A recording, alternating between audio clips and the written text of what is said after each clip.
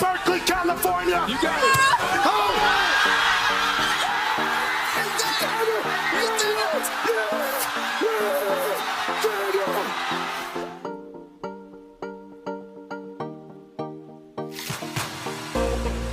This one's for 3.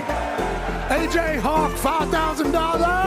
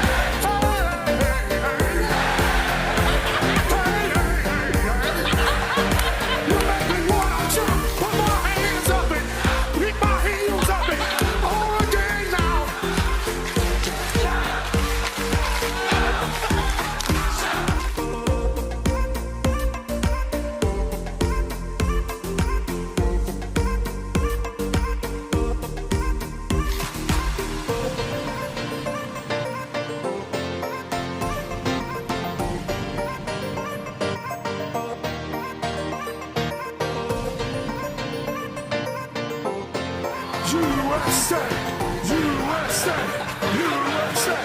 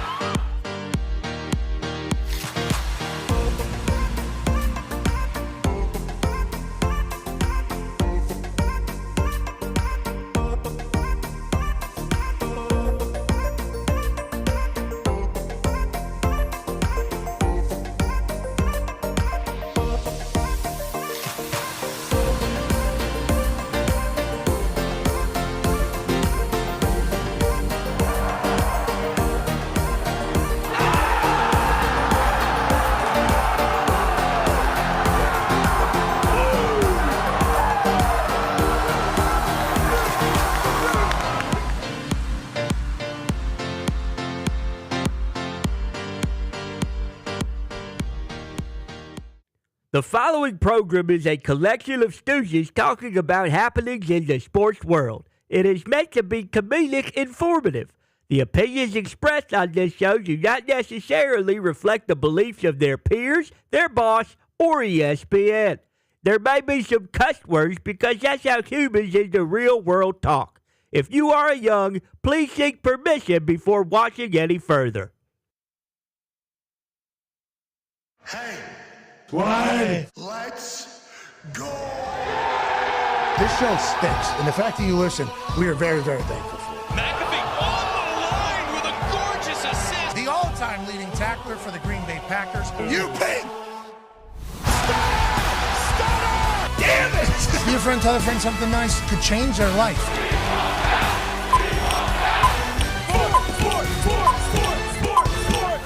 Hello, beautiful people. And welcome to our humble abode, the DraftKings Thunderdome, on this Stanley Cup Final Tuesday, June 2nd, 2026. This sports program begins now. Sports are happening all around us. Obviously, the NFL had a massive day of massive names making massive moves to new places. And we will certainly break that down from all different angles as Dan Orlovsky will join us here in a matter of moments. He sent a text message to myself, Evan Fox, and Tone Diggs. That was a 3-scroller about things he would like to get off of his chest. Cannot wait to hear him unload everything about yesterday's monumental day around the NFL. And it would be hard to go any further into this show without saying that WVU baseball is stealing the show. College baseball, obviously electrifying, and women's college softball right now, outrageous. Texas Tech Texas. Wow. National championship for the Women's College World Series. This comes just days after Cody Campbell of Texas Tech responds, after Coach McGuire had to respond to Coach Sarkisian, seemingly alluding to Texas Tech having to play against far inferior opponents throughout their season and being able to have his twos or threes basically win in that particular league. Texas Tech takes offense to that. Coach McGuire says, hey, you know what? We'll cancel a couple games on our schedule to actually book you this year, pal, if that's what you want, kind of run your mouth. Then Cody Campbell, who's a part of trying to put some guardrails on college sports, which I believe is happening tomorrow. There's a vote in the Senate Commerce Committee taking place for the Protect College Sports Act that they're trying to push through. Cody Campbell is one of the people on it. Both parties, part of this, 2 Democrats, 2 Republicans, as they're trying to figure out college sports. So Cody Campbell was on for that. And he just so happened to say, too, down there in Austin, they're doing a lot of steer stuff, I would say. Yeah. Over here at Texas Tech, we got bulls over here. And obviously, Cody Campbell is the Texas Tech business. Yeah, pocketbook.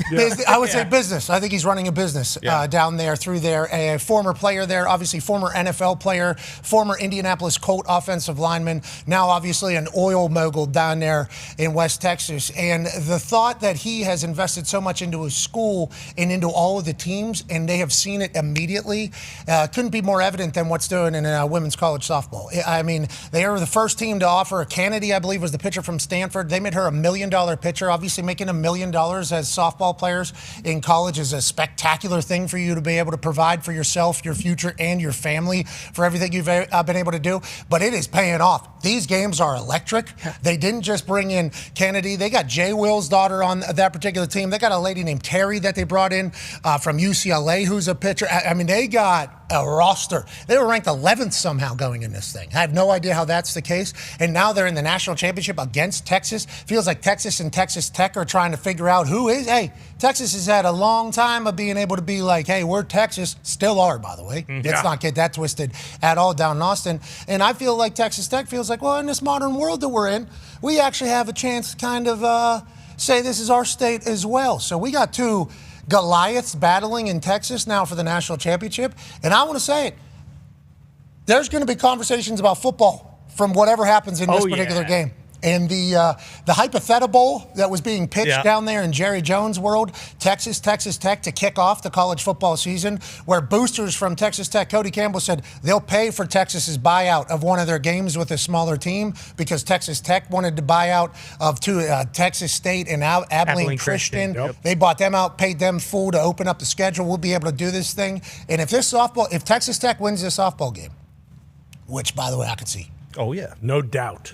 They got a lot of moxie on that. Yeah, they do. I'd say it's a coin flip. Texas Tech -115. Texas -115. Okay, but if Texas Tech wins this coin flip, everything Texas Tech has been saying about Texas is only going to get even louder. I think it's setting up beautifully. I think it's setting up perfectly. And whenever you think about the college baseball, everything that's kind of close, we're just getting into the meat of the college baseball World Series. And West Virginia's killing it. We'll have Jet Passon joining us, obviously, later today. We cannot wait to chat about that. And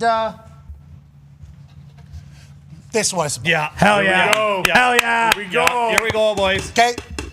Trophy season, isn't it? It is. Yeah. You know, the entertainment world has like award season, you know, where they all kind of do their entire thing. It's trophy season, okay? And trophy that we're talking about right now, Lord Stanley's Cup, okay? This thing's been around since the beginning of sports. This thing, not this one. This is obviously replica. This is baby Stanley. Yeah, it's This baby is baby Stanley. But this is obviously built in a similar fashion. You know, there's tiers that obviously stack Lord Stanley Cup to be the tallest trophy in all of sport, to be the most durable trophy in all of sport, to be one that has traveled around the world and globe with people that are designated to just be the handlers of it, who always wear white gloves and carry around a massive body-sized luggage that they have to carry in and out. Thing is, 24/7 security around it because it's so spectacular, holds so much tradition, so much legacy. And tonight, 2 teams will venture towards Lord Stanley being etched in their team's histories for this particular season. The Vegas Golden Knights, newer lads. Newer team, newer coach. Vegas Golden Knights came into existence through an expansion with the NHL, and it was an immediate success. The draft in which they do in the NHL whenever you're a new team basically forces other teams to offer up good players. They became a collection of misfit toys from other teams. Jackie Aces, Stoner, these guys that are on this squad that have been there basically since the beginning have been outcast from other teams. Expansion is basically saying, hey, these are guys that you could take from our teams. You've kind of been shipped away. Vegas took that, bottled that, became a success story, kind of lost it a little bit, and then with 8 games left in the season, hired a new coach to bring that entire thing back and coach towards, and the boys have been a wagon ever since. You're talking about experience. You're talking about people that are used to the moment, and Lord Stanley Cup, he had a good time whenever Vegas won theirs. Oh, yeah. And then in Carolina, boy, the Caniacs have been waiting, yearning. In the East, obviously, it's been pretty top-heavy. Okay, you had Sidney Crosby and the boys running wild. You had Ovi running wild. There was a time there where Florida was kind of dominating everybody. So to make it in the East, it has been a difficult thing, especially to win the Eastern Conference Finals and represent for Stanley Cup. And this might be the right Carolina Hurricane team to bring the best tailgate in hockey, the best atmosphere in hockey, a Lord Stanley Cup celebration that'll probably be the best that it's ever had. Now, there's Canadian franchises that haven't won in a long, long time. Yikes. That would say, hey, we deserve it too. Long time. We saw Montreal get so damn close. Obviously, you see McDavid and the boys get so damn close. It is not easy to hoist Lordo. So whenever you have an opportunity for it, you have to seize it. Who will be seizing the opportunity starting tonight? Best of 7 series. He who wins one does not necessarily win in total, but he who wins one has got a great head start over the other side. Tonight is precedent setting. Tonight is tone setting. Tonight will tell us what we're looking at on our road to Stanley's Cup. Let's go to the talk to table at Boston Connor, at Ty Schmidt. Ty Schmidt, the Vegas Golden Knights back in here. Feels like you chose the right team to become a fan of, because there's some teams out there. I don't want to start pointing fingers. Well, you kind of just mentioned it with the ones up north. Yeah, well, and I don't want to really bury American cities either. Sure, don't. But there are a lot of You don't places have to. that have not Oh, yeah. got to experience this at all. Phoenix had a team and then lost a team. Yep. Never. You now getting a chance, obviously, to do it again as a Vegas Golden Knight day oneer. How do you feel about the lads tonight, and are they going to be able to handle Carolina? Huh? See, that's what I have a team of destiny feeling with this team. I really do, because I watched them a lot this year, and they just didn't look right. We knew all the talent, but like you said, once Torts got there, it feels like I'm watching a different hockey club right now. I mean, this team looks unbelievable, but on the flip side, everything you hear about Carolina, hey, this is the toughest barn in the NHL. This is the best environment in the NHL. We know how they've been playing up to this point. For me personally, not just because I am a Golden Knights fan, I think if you can get, the Golden Knights at plus money right now, I mean, they've been playing inspired. Torts looks unbelievable. Marner's looked unbelievable. Jackie Aces, Stoner, you mentioned it. So, yeah, I mean, I have a feeling, I know PK Subban said it earlier, I have a tough time with how well they've played so far throughout the Stanley Cup playoffs. I have a tough time picking against the Golden Knights. Okay, I appreciate that. You're also a fan of them. I think the Carolina Hurricanes fans are saying, hey, we've not really lost. Yeah, I mean, that's just kind of what we haven't done. But neither team has. Going into this Stanley Cup final, the Golden Knights and Hurricanes have a combined 5 losses this playoff run. That's the fewest since 1987. Which is when they moved to 4 best-of-7 series. So these two teams have dominated this. Now, we thought it was going to be the Avalanche, but instead, Avalanche 0-4 Yeah, got their asses to Vegas Golden Knights. I mean, 0-4. Not even one on the board. 4 in a row. Best team ever. Injuries, obviously, and it'll be reported what they went through. Patella, I think there was one of those. There was a couple backs. Obviously, hockey's insane what these guys play through. And obviously, if you get injured and speed's one of your things, you can't be as fast. That's obviously going to affect an entire series and everything like that. But what the Vegas Golden Knights did to the Colorado Avalanche, I think should make everybody think, hey, either of these teams can go get it. So stick taps to the boys. Good luck out there tonight, boys. Good luck out there tonight. And thank you, baby Lordo, for always reminding us that whenever playoff hockey comes around, there's nothing that can really satisfy our need for speed like it has. And for dangles. Yeah. And physicality. Wide. And toughness. Wide. And atmospheres. Wide. In moments. Wide. In the offseason, like playoff hockey. Hell yeah. And please go 7 games. Yeah, we can't be doing the sweeps that you boys have been loving to be doing. That's not good for anybody. Be terrible. Especially daily sports conversations. Yeah, please go 7. You know, daily sports. Let me sit that backward in its rightful place. Well, you better make the most of it, buddy, because that shit's Hockey gone. Beach, last 2 years. You are the keeper of the crown. Florida has kind of run hockey and Lord Stanley Cup. That's not your NFL vet, Darius J. Butler. That's one half of the hammer. Dahn. Cowboys, AP Tone. D-Butt, let's talk about the NFL having a big June 1st. Oh, yeah.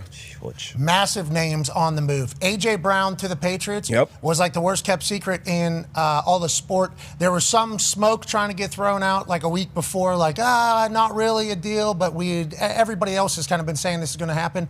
It ends up happening. Obviously, that's gigantic. We'll certainly dive into that. But Myles Garrett going to the Los Angeles Rams was out of nowhere, unexpected, and it feels like the more we think about it, the more we love it for the Los Angeles Rams. Yeah, it's kind of settled in now because we've had damn near 24 hours at this point. But when that news came through, like, that was unbelievable. Like, you're literally putting together almost like the Avengers. And then now the conversation, anytime you have a legend that retired early with still some meat on the bone, pause, like a guy like Aaron Donald out there still working out in his mid-30s, still somewhat fresh, you assume. You're like, okay, what if this guy comes out of retirement? It becomes even more unfair. But everything the Rams have done this offseason, coming into yesterday, June 1st, they were already the favorites. Then you saw the 200-point move with Myles Garrett being moved. So, yeah, this is just unbelievable. You've seen all the stats with, the leading receiver as far as receptions, the sack guy, the defensive player of the year, MVP, all on the same team. And then we kind of leave out coaching, like, Sean McVay is still one of the brightest minds in the game. Chris Shula was one of the hottest names on the market last year. Staff. He came back. So, it's just unbelievable. He's catching move. touchdowns this year, isn't he? Maybe. We've seen him hoop. Yeah. Oh, yeah. Right? We've seen him hoop. Yeah. Oh, McVay. They got 6 tight ends plus him. Yeah, they'll probably go. They were the most team that went 13 last year. Yeah, you throw Myles in there, probably do that too. It's unbelievable, the thoughts. And good for Myles Garrett. He's getting all the flyers that he probably doesn't get because he's never on primetime. Yeah. So primetime games are whenever you get recognized basically all day. It's like, let's do a special on this person. We're going to do a special on this person. We're going to feature this person. So whenever teams are getting primetime games like all year, you're learning like everything about the team. Cleveland Browns, unless the NFL's forcing every team to be on primetime or an international game, not a lot of people are seeing him a lot. We're seeing the highlights the next day. We're talking about his records. But now, because he's going to L.A., he's going to be on primetime the most, right? They have the most, 7, I think. They have 7 primetime games. Myles Garrett's story is going to be told a lot about who he is, what he is. And he's still in his prime. He's still very much in his prime. He just came off setting the record of sacks. And obviously it had to be debated a bunch because nobody really gets to see him ever. Yeah. But back to your point, who do you immediately think of if you think about a D-line in Los Angeles Rams? Aaron Donald. Right? You have to think dominant defensive player, defensive lineman, you think about Aaron Donald. And could you imagine if Myles Garrett was traded to the Los Angeles Rams a couple years ago? Sure. And he was able to play alongside Aaron Donald. You'd say, is that the greatest defensive line in the history of ball? That's 2 probably defensive players of the year. That's 2 defensive MVPs on the same D-line. Don't forget about Young either. Young is coming off a 12-sack season. All of them. Biscuit. So, and everybody says in this modern NFL, what do you need? You need the best D-line. The 4 D-line are going to really matter what it is. So everybody naturally just says Aaron Donald. Aaron Donald. Still got it or not? And then you start thinking about, holy shit, Aaron Donald, if he's still training with knives and he's in the middle of that thing and he's just kind of just disrupting everything, then the quarterback has to drift just a little bit. And any wasted sack from Aaron Donald in the past, I don't think it would ever be wasted because I think Myles Garrett's going to track it. That's literally cat and mouse game. That is literally just like push, feed. I think whenever you go, if you've ever been hunting before, you have somebody go push a little bit. Like, hey, I'm going to go up and around here and I'm going to make some noise. Okay, maybe we'll be able to push this way. Aaron Donald will just push, and then Myles Garrett's on the back end, just waiting on that, and then let alone the other side. That would be the most dominant. How would you? They'd shit their pants. Guard would just be, and then because the tackles are on island, right? Then McDuffie, the corners, that makes our job hell of a lot easier because now we got to cover this long. Plus Kobe Turner at D-tackle. Yeah. Landman, middle backer. So we reach out to Aaron Donald. Okay, I reach out to Aaron Donald, and I would like to say, according to source. Says it for sure got me thinking. Okay? Me and Aaron Donald don't text on a regular basis. I'm not acting like me and Aaron Donald are like best friends. Okay, we all saw him push me off a seat down. Yeah. Mm-hmm. Oh, yeah. Pittsburgh, we know that. Pittsburgh guys. Now, he did grow up Penn Hills, which is directly next to Plum. Obviously, I know Aaron Donald, have massive respect for Aaron Donald. But this would be not a normal conversation for me just to be texting Aaron Donald. Would that be cool to be able to just text Aaron Donald? Would like to say yes. That would be a very cool thing. Would be pumped about. Yeah, so that's Aaron Donald. Okay, so we know each other, obviously. It for sure got me thinking. I said, holy shit, can I say that? Okay, that's what I respond with, okay? And then he responds with 35, removed 2 years ago, got to see if that fire can light back up. And then we show clips of him doing it, and I tell him, I say, you're from Penn Hills, brother. Fire is always in there. And then I say, go get the knives back out. Okay, and then there was a laughing response. If Aaron Donald comes out of retirement to work alongside Myles Garrett in that entire defensive line, and the Super Bowl is in L.A. again, Yeah. Snead and McVay are going to look like they're the best of all time. They're the greatest of all time, being able to just build these things the way that they're building it, which goes against completely how everybody else is seemingly trying to do it. You know, the draft picks thing became a thing with Les Snead. They end up winning. Frick these picks. Yeah, that's what he said. Well, that's what the NFL put out, so. Frick them picks. Well said. Frick them. This is what happens. I know. We do. They're still hitting on them, too, the picks that they do have. Yeah. That they're frickin'. Like Puka, what was it, fifth rounder? Yeah, fifth, fourth. Burst, Young. Joining us now, the Frick King, ladies and gentlemen, Dan Orlovsky. Yeah. Great shirt. Happy, not happy, I guess. And ALS Day is currently happening around baseball. We appreciate the hell out of the messaging, out of the promotion. Also, hopefully we'll continue to raise money for this that we've all kind of witnessed how, and I guess there is no. And it feels like it is, I don't know, definitely something I hope society continues to focus on. So I appreciate you and MLB coming together to do this for Lou Gehrig's name and memory. So hopefully we will continue to raise money as a society, and sports continues to bring good things to the rest of everybody. Now, let's speak about some good things that sports have, Orlovsky. Aaron Donald got me thinking for sure. 35, 2 years removed. Let's see here. Okay, then could you imagine Aaron Donald, Myles Garrett? Now, let's act like Aaron Donald's not going to be there just because there would be a lot of things that would have to happen for that to take place. We understand that. But Myles Garrett going to the Los Angeles Rams, I think you were under the assumption that the Rams are going to make a big move because of what happened with the first-round pick, and they wanted to show fans and Matthew Stafford that, hey, we're still trying to win right now. I don't think you thought it was going to be Myles Garrett. What was your thoughts whenever this came through, and how do you think this kind of changes things for the Rams, who go from plus 800 to win the Super Bowl on DraftKings to plus 600 in a matter of 5 minutes, which is a 200-point jump for a favorite, which is absurd with this move? Yeah. First of all, I'm not putting to bed the Aaron Donald thought until like November. Because if he's coming back, he's not going to come back in August, right? He would come back October, November, warm up for a month or so, and then make the run. This was the one, if you were nitpicking this football team, and really offense and defensive side of the ball, this was the one area that they were a flaw in. Winning quickly in the pass rush game, winning right now in the pass rush game. I go back to when Booger had said that. As good as Verse and Fisk and Young and Turner are, they're all bull rushers. Myles wins right now. And so in the era where the quick pass rush is the most important thing when it comes to the pass rush element of football, if you think about Philly a couple years ago winning the Super Bowl and how quickly they got after Patrick Mahomes, and if you think about Seattle last year and how quickly in the Super Bowl they got after Drake May, it's the quick pass rush that really was the thing that this team didn't have. They went and got it done. I think Les Snead, their general manager, continues to run circles around people with the way that he's building his football team. Not everyone can do it because you can't bank on the quarterback and the coach keeping you so good that pick first rounder will be late. But that's the flaw of this football team. The second thing I thought was, and I don't know if Hembo has the answer or whatnot, I would love to know in the last year or two how many times Myles Garrett, there you go, No, that's not with the lead, though. That is just pass dropbacks, which you can go back and you can hit. I think it works for whatever you're about to say right now, I think. All right, so go back to that first slide, because that was my question. I wanted Myles Garrett set the sack record, 23 in a season, when the Browns' opponents dropped it back 563 times, third fewest. So, meaning they saw a pass game third least amount of the time out of anybody in the NFL defensively. Mm-hmm. Yes. That's insane. That's insane. So imagine now the bottom part, the Rams saw 7 most because often with the lead. So Myles Garrett has done all of this with not often seeing teams throw the football.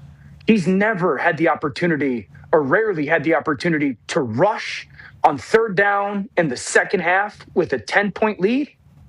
He doesn't Forget know what about that's it. Hey, that's what Bill Polian literally built the Colts about. Hey, Peyton Manning is going to get the lead, and then we got Dwight Freeney and Robert Mathis, and they're just going to sack him. And that's good. We're not going to be very deep in a lot of places. Okay, if we have Bob Sanders back there, that'll be incredible. If we have Gary Brackett do his thing, yeah, it's boom. Here's another stat about trailing and everything like that. So that was an entire plan for how you would construct a roster. Is like, hey, this is how we are going to get to the quarterback by getting a lead. The Browns, they're normally in dogfights too. So very rarely is that going to be a situation. That's funny to see your reaction. You know how to say that? This guy never saw a quarterback drop back. Never, third fewest, and he gets the most sacks in history. Yeah. Is what you said in history.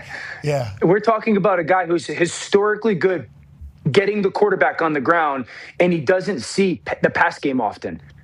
Now he will see it on a consistent basis. This offense is going to be one of the best in LA, one of the best in the NFL. I mean, it's not unrealistic to sit here and think that he'll break his own pass rush record again. It's not unrealistic to think he's going to break the sack record again, because they're going to have so many leads, and he'll get to rush the passer on third down in the second half of so many football games. Yeah, he'll also block like 4 kicks. I mean, the guy's everywhere. And McVay's going to throw him the ball at least once. At least once he's going to get the. Remember, we've seen him play hoops. He can get up and get it. Athlete. His hands are above the block on the backboard, I think, a couple of those times. So I think Matthew Stafford can throw it to the moon, right? Yeah, oh yeah. Yeah, and then just go ahead and throw it to the moon. Could you imagine him, Devontae, and Puka on the field? What do you do? I mean, the Rams are seemingly in a very good. Yeah.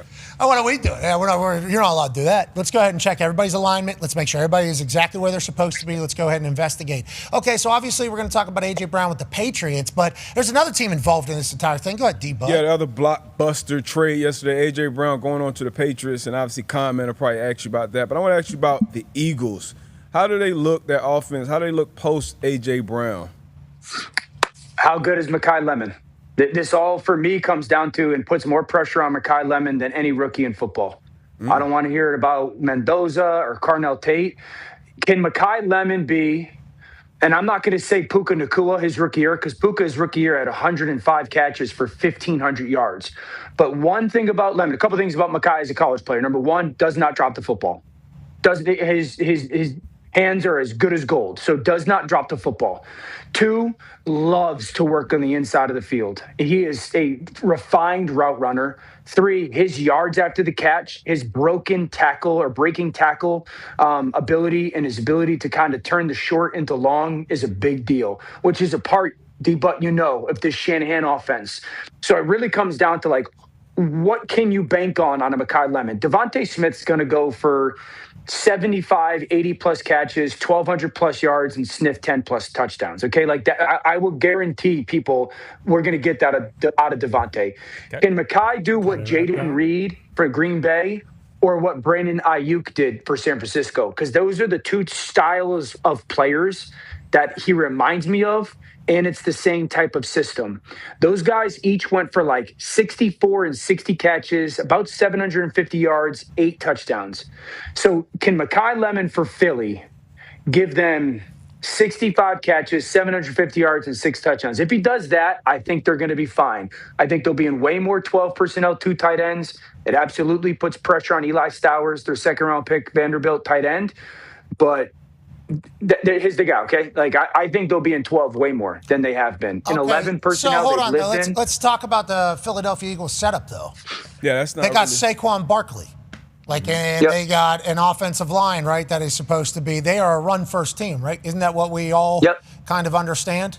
Don't we think that? Is that what we're expecting to going forward? We're learning from Maria Taylor's conversation with A.J. Brown, which, by the way, great get, Maria. Incredible work there. 7 p.m. in Brooklyn production, I believe. The name is Maria, we are so sorry. This is rude.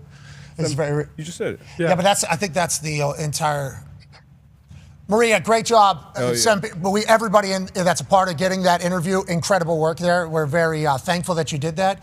He said that just like kind of life happened. There was no like bad blood with Jalen. There was none of that. It's just kind of, he didn't know why a bunch of people thought it should be the epicenter of conversation.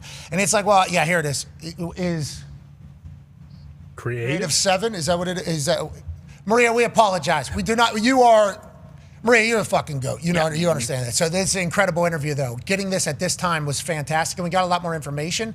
It sounded like A.J. Brown and Jalen just kind of grew apart, and they just were no longer had a lot in common. But there was a lot of shit, that was seemingly happening from a lot of different sides. Is this a sign that, like, hey, Jalen, we want Jalen, this team to be like, does that make sense? Like, what do you think this indicates about Jalen Hurts and the Philadelphia Eagles and how everything's going to kind of go going forward with him? Yeah, my honest opinion is I think it puts a ton of pressure on Jalen Hurts to prove that he can play in this offense, this style of offense. And I'm not going to bet against him because all he does is prove people wrong. But you guys know this, and everyone that studies the game has talked about this. This is a very different style of football that Jalen is going to be asked to play on a consistent basis.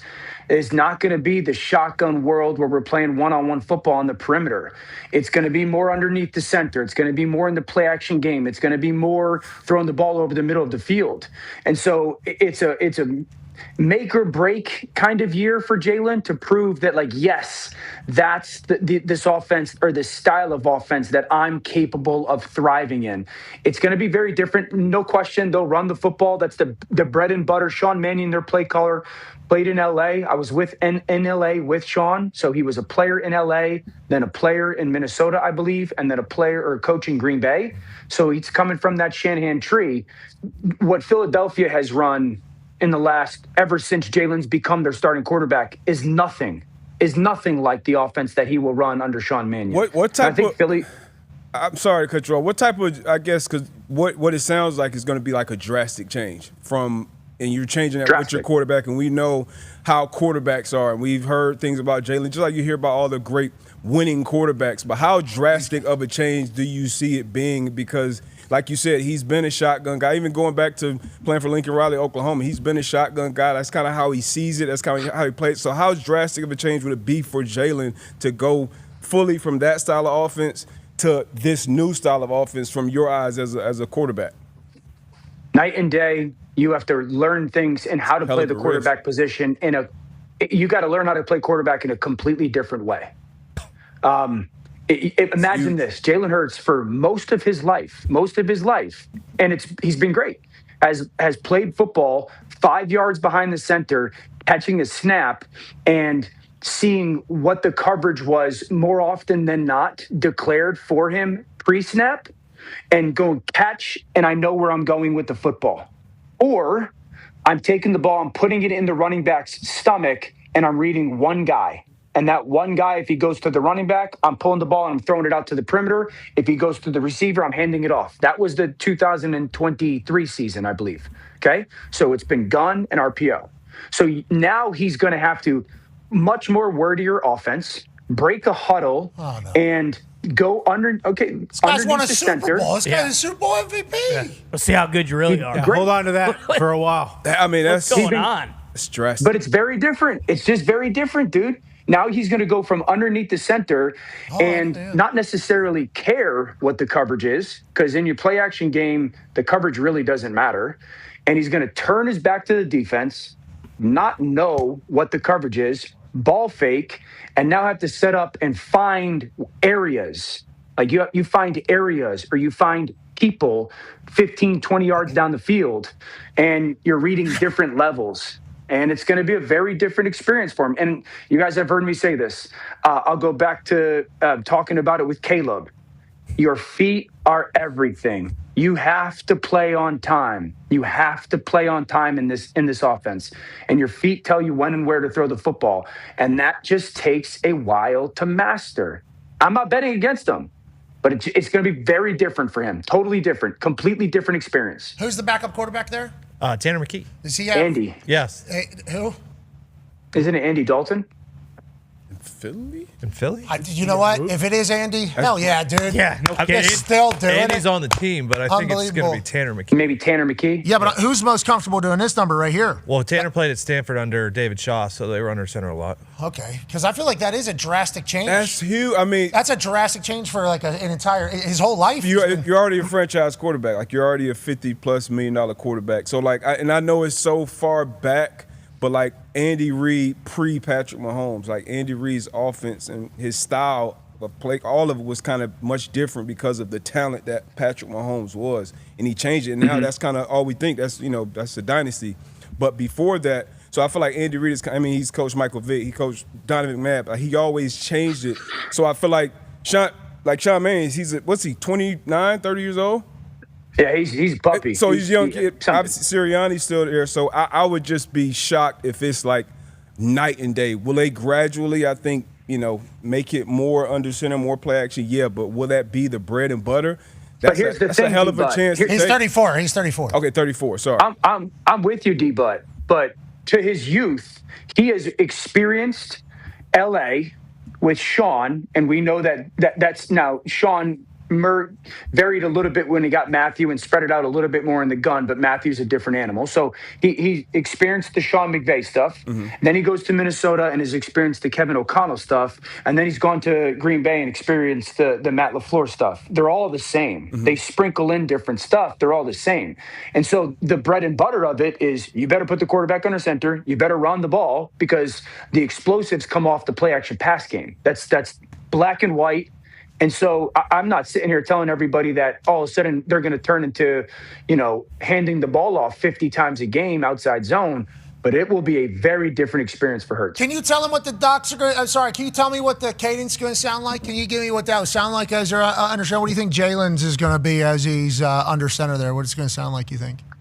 Hey, Mike's 52.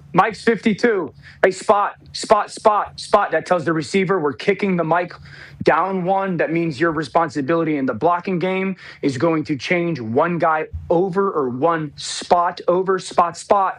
Mike's 52. Set. Blue 20. Who's going to set? It's pretty good. That's really good. Good. Yeah, in the big scary. And then we go fake spot. So if you think we're handing the football off, we go spot, and then we run fake run action that way, and we go play action away from it, and those guys now go to the run game, and here comes the crosser. And then we're dropping that thing with a little touch pass over top.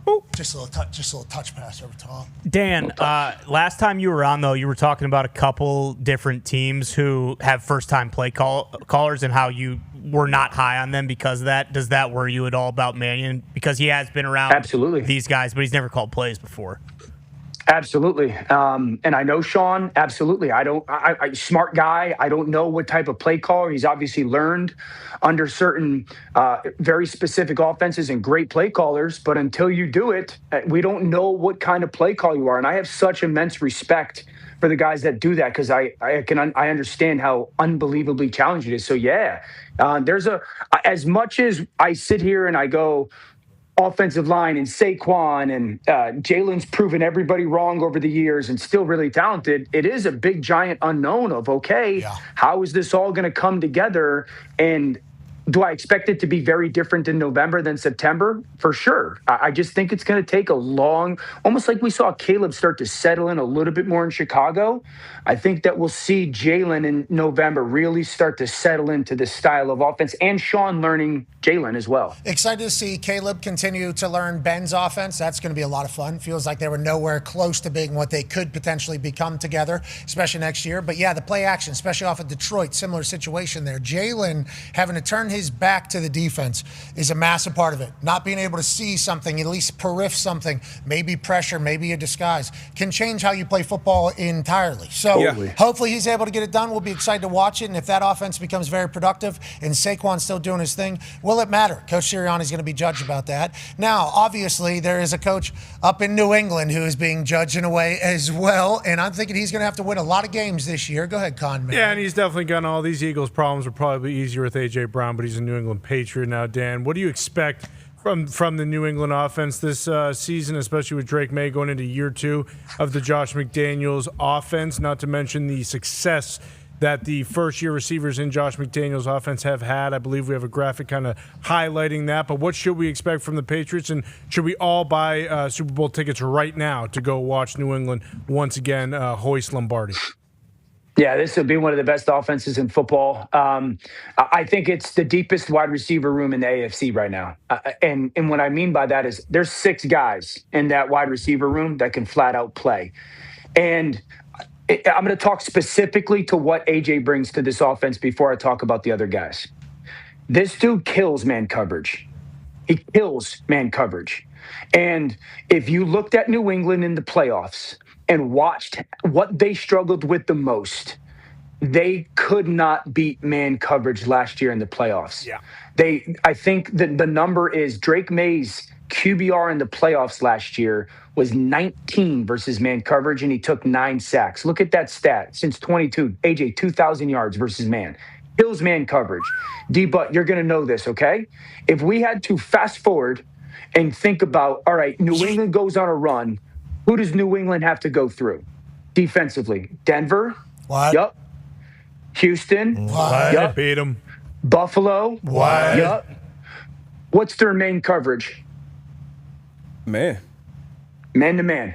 Yeah. So if you can't beat man in that conference, or in that, if you don't have guys who could beat man in that conference, you're going to struggle when it matters the most. And that's what AJ brings to this offense.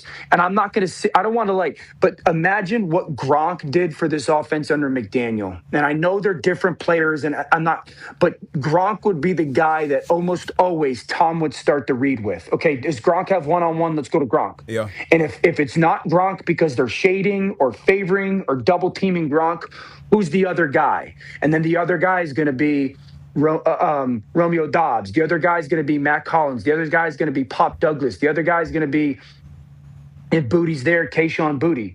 They just got a plethora of people that can create matchup problems as an offense. Yeah, Booty did not show up. Everybody's thinking that he will be traded out now because too many wide receivers is how many wide receivers, and maybe wide receiver market now looking differently after A.J. Brown officially moves to the New England Patriots. Drake May also like the 3rd highest accuracy percentage in the history of the NFL or something like that. So the guy can spin it, loves the deep ball, loves putting it in spots, and he's only getting better and better. McDaniels obviously understands the situation. The Patriots are going to be good again, and we have to deal with people like him forever. That as soon as you said, he reminds me of like Tom's Gronk, Connor.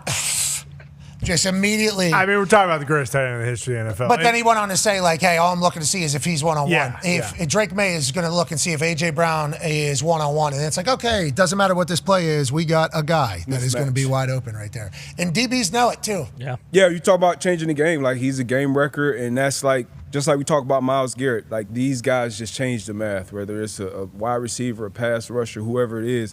And then not to mention, when you talk about Josh McDaniel, you talk about that type of offense over the years, you always got to think about that kind of scat back. And I keep bringing up Travion Henderson. I think the jump that he makes, because you're going to have to – and Romeo, like that's almost a number 1 as well. Oh, yeah. That's a mismatch. That's for a lot that, of teams. That's a guy 3rd and 6. He can separate. He can make a tough catch. Red area, low red area. He's a go-to guy. So you're gonna have to double number 1 AJ Brown. So you got mismatches all around. Yeah, but what about their defense though? We had a top 5 defense last year. I forgot. You mentioned your defense got to be not good. Right? No, it's one of the best defenses. We also added Kevin Byard, who I believe led the league in interceptions. So correct. That probably won't hurt either. And like I said yesterday, we had the 4th most rookie snaps in all of the NFL. So, yeah, we're going back to the bowl. Wow. You said we're going to be good. Let's make sure when we say we're a great football we're going to be great. Yeah, okay, Thank got it. you. I understand. Sorry for the disrespect. I was just kind of piecing it all together there. Oh, yeah. Shout out to that. Okay, we appreciate you, Dano. Have an incredible day. Appreciate it, boys. Be good. Thank you. Hang loose, bro. Hell yeah, All right, brother. ladies and gentlemen. Yeah, Darren. Yeah, Robson. Donald. Ladies and gentlemen, joining us now to obviously help us understand what's about to take place this evening in Raleigh, North Carolina, as Carolina Hurricanes will host the Vegas Golden Knights as the Stanley Cup Final drops puck at 8 p.m. Eastern on ABC. Joining us now, WWE superstar and NHL on TNT and MSG Network star, ladies and gentlemen, Jackie Redman. Yeah, Jackie. Hi, guys. I miss you. I'm so excited to be on. I've been following the show because you guys always give love to hockey, and I've been loving it. And during that whole conference final that I just worked with the great one, Wayne Gretzky, I got to tell you, I got to pass it along. Wayne loves the show. Wayne, He's singing your guys' praises all the time. He was like, that Pat McAfee, those boys do so much for hockey. So I wanted to pass that along. 99 loves you guys. Kind of have to give it to us. Sick Thank you, Wayno. Thank you, Wayne. Love you, great one. Love you, Wayne. That's incredible. Good for us. Hey, thank you for bringing that piece of information to us because we had obviously never heard that. The fact he comes on the show is absurd. And the fact that the NHL is as popular as it is now, and it feels like more people are respecting Wayne Gretzky for who he is and what he is good news for everything. Now, let's talk about the Stanley Cup Final, where a lot of people could potentially be tuning in for the first time. Maybe they missed the entire playoff run where they saw both these teams have absolutely wagon-like performances. Hurricanes just decided to never lose, basically. Gave up one. Was it Ross? They come back, stomp out Montreal. The Vegas Golden Knights, they took out the Colorado Avalanche, supposed to be the greatest team of all time. Jackie, what should we be looking for this evening? What should people who maybe haven't seen either of these teams play kind of think about as we look to Lord Stanley Cup Final run starting? Well, what do we love in wrestling, Pat? And what do we love in entertainment? We love a story of good versus evil, good guy versus bad guy. And this is the ultimate good guy versus bad guy Stanley Cup Final. Because the Carolina,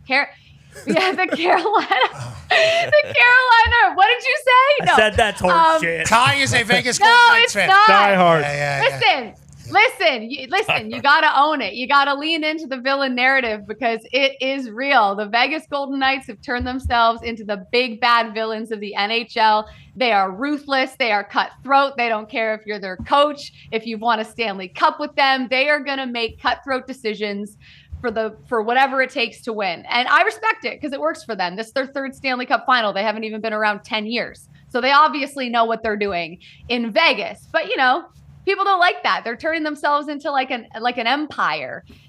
So they've become villains. And then the Carolina Hurricanes are their head coach personified, basically. I mean, Rod Brind'Amour is all hard work and responsibility, and that's how their team plays. They are the system and the structure that they play in is responsible. It takes really hard work ethic to do it. And they've been knocking on the door for so long. They are the good guys. So if I had to explain the final to someone that hasn't been paying attention to hockey, that's how I would explain it. It is the good guys versus the bad guys. Okay, so we'll see who comes out on top. Yeah, let's see if the baby faces can get it done. Let's talk about the barn. Yeah. Let's talk about the barn that's happening tonight. Everybody says Carolina, I think they go with best tailgate in hockey or something is their kind of tagline. But everybody talks about the actual barn being toughest in all of NHL. And I know Canadian teams aren't going to like to hear that because I've heard the Canadian barns are certainly loud. Not loud enough to win a Stanley Cup. Well, it's been a while since Lord Stanley has kind of traveled north of the border, hasn't it? Oh, yeah. 1993. Boys. Shit. Half these guys aren't born yet. Get louder. Boys. Canada, we appreciate you for the game, though. Great game. Thank you, Canada. Thank you for the game. At least they Mitch Marner, best player in the playoffs, no? Boys, Canadian don't lad, make me pull out the Canadian rosters. lad. Oh, did you see? Yeah, They all got the memo. He lives in Vegas. Let's not forget Mitch Marner, Canadian lad. Sidney Crosby's lived in Pittsburgh longer than he lived in Canada. Bingo. Okay, so Pat, I haven't forgotten the show where you tried to take Crosby as an American for the Olympics. Almost worked, And right. you made an argument that I didn't see coming, but you'll never take Sid from us. And for Mitch Marner, I don't know who said it, but I'm going to push back because Mitch Marner has listen. He hates. I'll give him claps for what he's done. He's been unbelievable this postseason. Okay. He could win a Conn Smythe if Vegas wins the cup. Like, he is legit. However, he has not faced a team as suffocating defensively as the Carolina Hurricanes. I'm sorry. I have to actually get this off my chest. everyone's going, oh, Carolina's had an easy path. They faced Ottawa, Philly, Montreal, blah, blah, blah, blah. Vegas has not had a hard path. Vegas, Colorado, the President's Cup, the best team in the league. The best team. Anaheim Ducks, man. Hey, let Anaheim's me good. finish. I don't know. They faced Utah, who's never played in a playoffs before in their history. They They're in it. far. They're in it. Oh, Anaheim, The Mammoth. Anaheim Ducks, who are Great young. and coach their with that roster mustache. is still There's out. Joel. Joel is a great coach, but Anaheim and Utah were the lowest ranked teams of all 16 in the postseason. They doesn't get lower. Doesn't get lower. And then Colorado didn't have McCarr. McKinnon was banged up. That was not the behemoth of the regular Well, season. hey, Bednar So as said much McCarr as- could have went. He just decided As not. much as, Well, I as don't- much as don't like that. Vegas will be the toughest test for Carolina, Carolina is also going to be the toughest test for Vegas. And Mitch Marner is going to have no time, no space. They are going to smother them. And I'm curious to see sort of how that shakes out. Okay, so to your point that Carolina's not getting enough respect. well, to the point that Jackie's making, Vegas minus 155 would be Carolina is the largest game one favorite in Stanley Cup Finals since Tampa Bay in 2021 when they beat Montreal 5-1 as minus 170 favorite. So the books also think that Carolina should certainly beat the hell here out of the Vegas Golden Knights. Stat that just came in: teams that are minus 155 or more in game one since the lockout are 8-0. Oh, Okay. All right, Jackie. So I don't like that. I don't like that. No, Jackie. I don't like that. especially with Oh, I everything don't you like just that. said, you just came out and said the Vegas Golden Knights. What a bunch of bums. over did there. say that. No, I didn't say it. Yes, You yes. heard her, Torts. You heard her, coach. I will take you in the parking lot. and Hey, fight this is right why now. That's this is not why what I Torch said we're not doing media. Bingo. We're not doing thank media. you. We're hopping on the Bullshit. plane. We're getting out of here because stuff like that. Miss Jackie, we appreciate you motivating the Caniacs over there. You're the I'm sorry, the Vegas Golden Knights tonight. Listen, someone's got to put some respect on the Carolina Hurricanes. It'll be a good series, though. I think it goes 7. I hope it goes 7. Okay. All right, we appreciate you. Yeah. WWE Bye, guys. superstar Miss Jackie Redmond. Hey. I didn't know that was the overarching storyline that your team is just hated by everybody. I like it though. Equal Empire. I didn't even think about them saying they'll fire their coach with 8 games left. They don't care about anybody over there. It's all about what's best for. Oh, yeah, because everything's just fucking gumdrops and rainbows, right? This is the National Hockey League. Are we trying to win games? Remember, they cheated the salary cap, too. Well, Yeah. that did happen. It's hard for me because Stoner's arguably the biggest hero of my lifetime. So I look at this guy and it's like, are you villain? Are you kidding me? What? It's Stoner. Biggest hero, you're a Packer and a Yankees fan. Yeah, I know. He put him above Jeter the other day. Yeah, it was it's crazy. Stoner. You know how awesome it is when you open up Instagram stories just on a random Tuesday and Stoner's checking in on you? It's the best. I mean, it's just like, this guy cares about me as much as I care about him. That's why he's a hero. They built quite a friendship. What happened? Yeah, I can't remember. It was just a very obscure Instagram story, something from the show, and I'm going through and, oh, yeah, nice. Stoner's checking in today.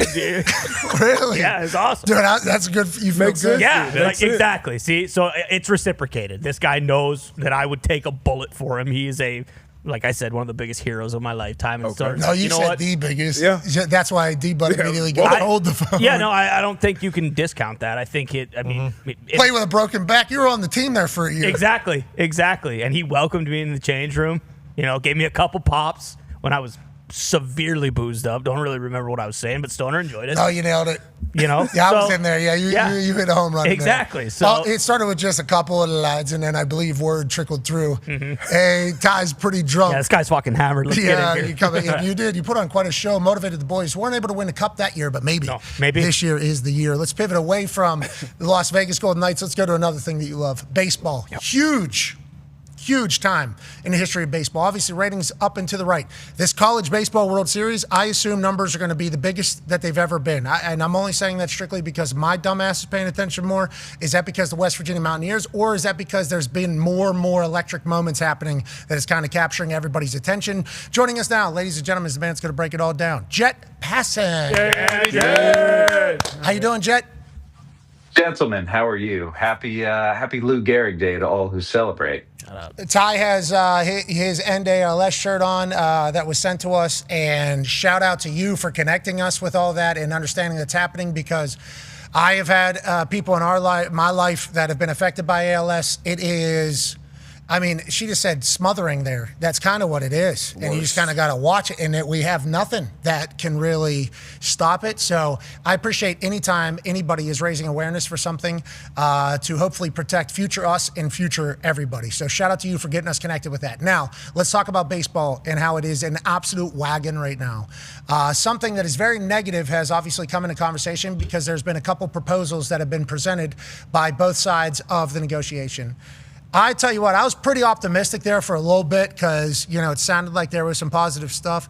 And then I heard a response, and it's like, we're going to get a work stoppage again. It sounds like we're destined to do that. And I would absolutely hate that if sports, with how healthy we are as a whole, had to showcase to a world that for some reason the players in its league cannot get along and continue to do business with each other.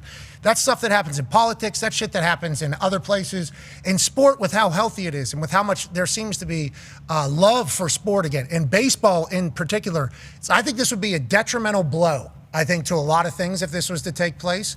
How do you feel about it? Where do you think we sit? And inevitably, where do we end up with this entire thing? Because I'm bummed out the more I hear about it. And this is just a Tuesday, and I don't like bringing bad vibes. But we need to continue to push the narrative that this can't happen, Jed, I think. Right? Isn't that what we're kind of saying to everybody here? Pat, this is a Tuesday in June, no less, and we've got another 5 months until the collective bargaining agreement expires. So this is going to be a story that continues and hopefully, as you said, continues on a positive trajectory. But the reality is Major League Baseball and the MLBPA right now could not be farther apart. And it's not just in terms of money that they couldn't be farther apart. It's the philosophy. It's the fact that Major League Baseball wants to completely upend and change the system that has governed the sport since the first collective bargaining agreement between the sides. And the players want to look at it right now and say status quo is working for the game. The game is in a great place. Why would we change things up right now? So it's almost like they're speaking different languages at this point. And here's the thing, the language of MLB at this point, which is put a salary cap in place, is very appealing to a majority of fans out there. And that's what the Players Association is fighting against. It's against the narrative that salary caps are necessary to have competitive balance in baseball. And look, you look at the standings right now, and I understand we're in early June. You see teams that spend a lot of money at the top, like the Los Angeles Dodgers and the New York Yankees. You see teams that don't spend a lot of money at the top, like the Milwaukee Brewers and the Tampa Bay Rays and the Cleveland Guardians. You look at the bottom, and you see teams that aren't spending a whole lot of money, but then you see the Mets down there, and you see the Red Sox and the Giants and the Astros. And the argument from the players is that competitive balance already exists. Why would we change things? Whereas Major League Baseball says that for the future of the game, this is a necessity. Yeah, and the whole it's a necessity versus we've never done it before versus why would we do that is just a fascinating kind of argument that seemingly doesn't have a lot of common ground, especially if you don't kind of want to have common ground. Do we, I guess 1994 is when this last one got really bad, really ugly, and I've done some research on it, got some information. I guess the way that thing all went down is there was a potential want for a work stoppage to happen or hey, something huge has to take place for us to be able to get to a place we want to get to. And I think the players were very solid on that entire thing. And then the negotiation went the way it went.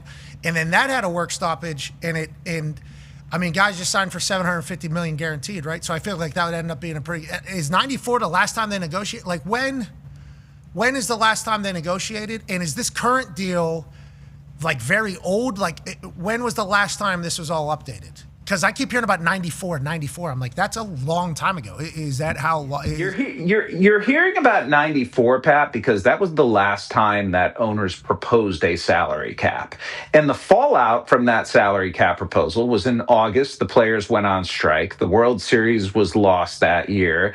They wound up at a place where judges had to get involved. Sonia Sotomayor, who's a Supreme Court justice now, actually was the judge who put Major League Baseball back on the field after after the 1994 strike. And, you know, Major League Baseball, I would say it learned its lesson, but I don't know if that's an accurate way of putting it. I think more so it understands that when it throws salary cap out there, those are the two dirtiest words to baseball players. Baseball players, when they were building the MLBPA through the 60s and into the 70s and getting free agency into sports for the first time, they have held that up as a paragon of what the union can and should be. We should have unfettered free agency, and the market should determine what players are worth.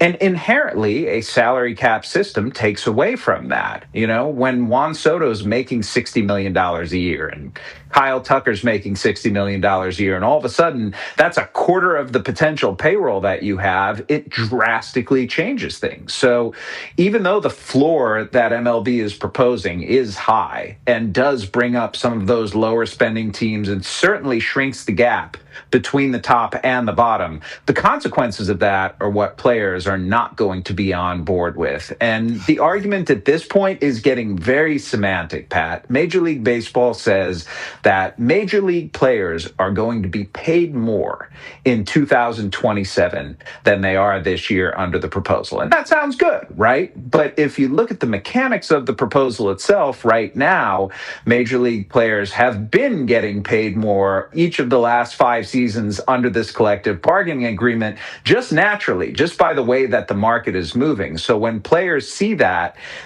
you know, the inherent mechanics of the market are likely to make the spend even higher and to make our salaries go up, they're asking the question, so what exactly are we getting here from limiting our ability to earn? Interesting. So the whole there's more money next year and there always has been type situation, I think, is being presented because the NHL, whenever the NHL put in a salary cap, I think they took money out of salaries, I think, at the time. And then that obviously created a work stoppage. So, like, there was, like, an entire thing. And we were just trying to figure out the last time that a salary cap was placed on it, what happened. And it was like, well, it was a different situation because they did, like, cut into salaries and, like, kind of lowered it. And that was the expectation. And then there was a full season stoppage. And it was, I think, a huge blow to hockey at the time. It was gnarly. And one thing, Pat, I think this is a really important point for people to understand. Even though we talk about this barreling toward a work stoppage, right? That would be on December 1st. If the parties have not come to an agreement, then the likelihood is that Major League Baseball would lock out the players. That's not the day that you need to be concerned about. A work stoppage in and of itself is nothing new. Let's not forget, 5 years ago in 2021, when the collective bargaining agreement expired, the league locked out the players, and that lockout lasted for 99 days. The important days are in late February and early to mid-March, because that's the zone to get a deal done, not to miss games. Now, it's when games start becoming imperiled that fans should start being concerned, because that's the possibility not just of losing games at the beginning of a season, but of a particularly prolonged lockout. And so right now, let's enjoy the baseball season. Yeah, let's enjoy the baseball season. Let's enjoy the baseball season. Because the baseball's baseballing right now, and it's been fantastic to watch. But once we get to December, just because there's a lockout doesn't mean that everything is falling apart. All of these negotiations, Pat, are about two things: money and leverage. And those two things, the relationship between them are intertwined, and both sides are always just looking for the most leverage they can get to get the best deal at the end of the day that they can. And I'd like to believe that all of the parties involved understand that baseball is in a great place right now, and a work stoppage where games are missed would be catastrophic for everyone. Yeah, and because any missing of any games, as we recall with the COVID year, is the players are going to want the money for the entire season, even though if they go back into the season, they miss some games, and the owners aren't going to. So then more negotiations have to start happening that are already on top of the negotiations that are already taking place. So everything kind of starts compounding on top of each other, and there's so many people that have ideas and opinions.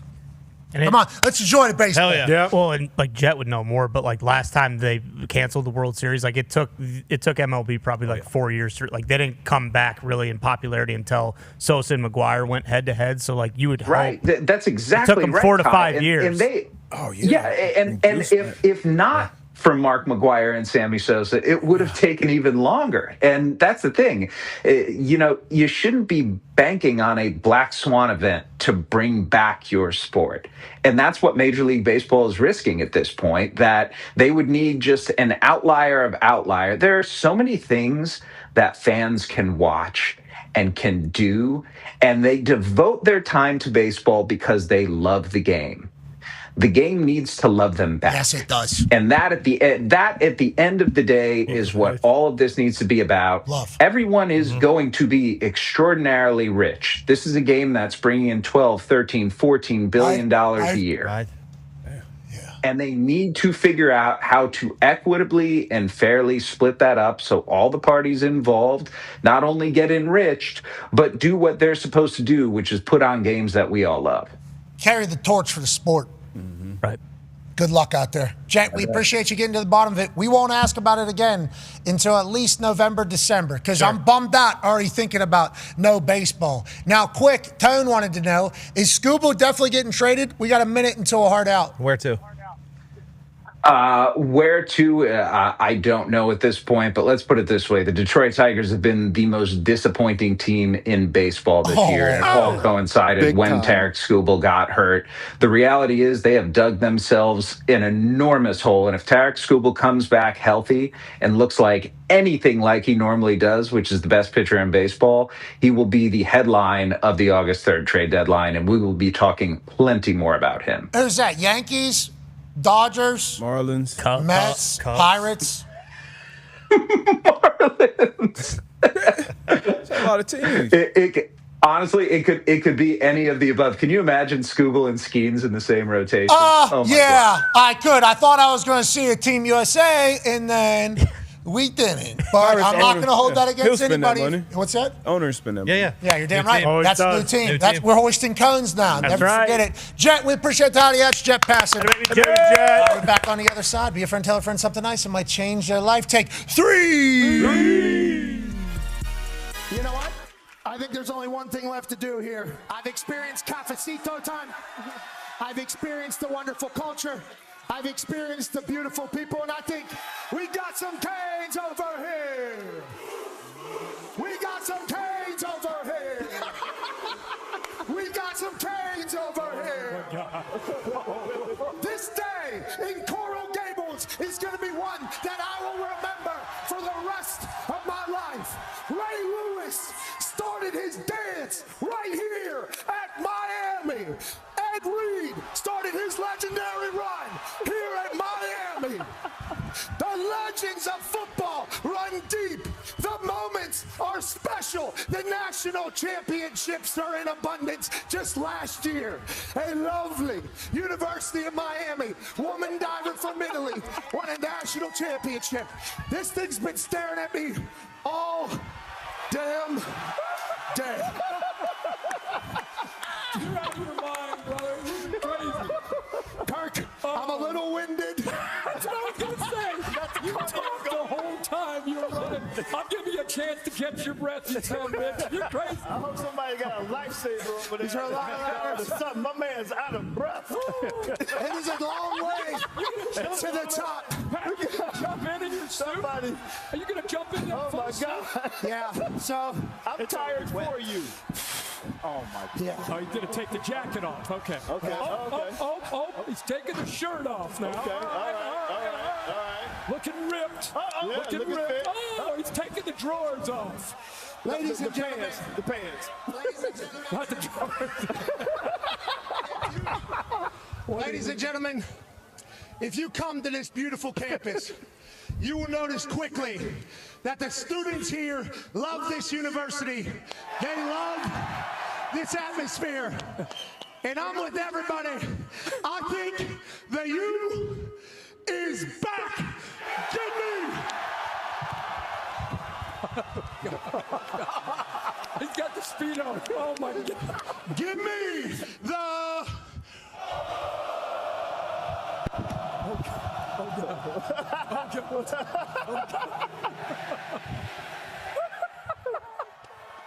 Canes, baby.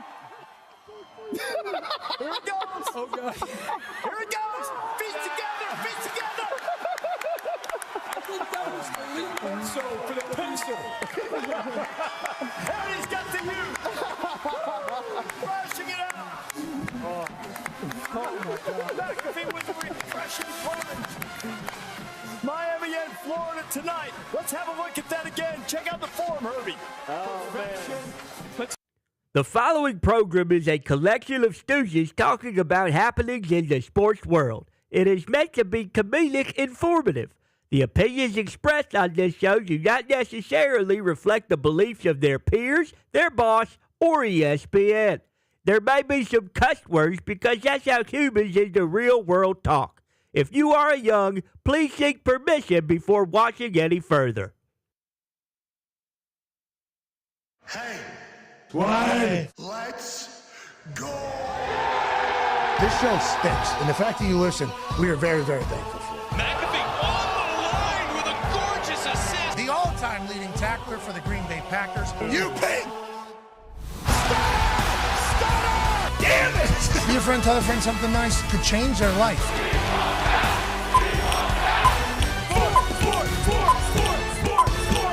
Hello, beautiful people. And welcome back to our humble abode, the DraftKings Thunderdome. On this Stanley Cup Final Tuesday, June 2nd, 2026, hour 2 of the program begins now.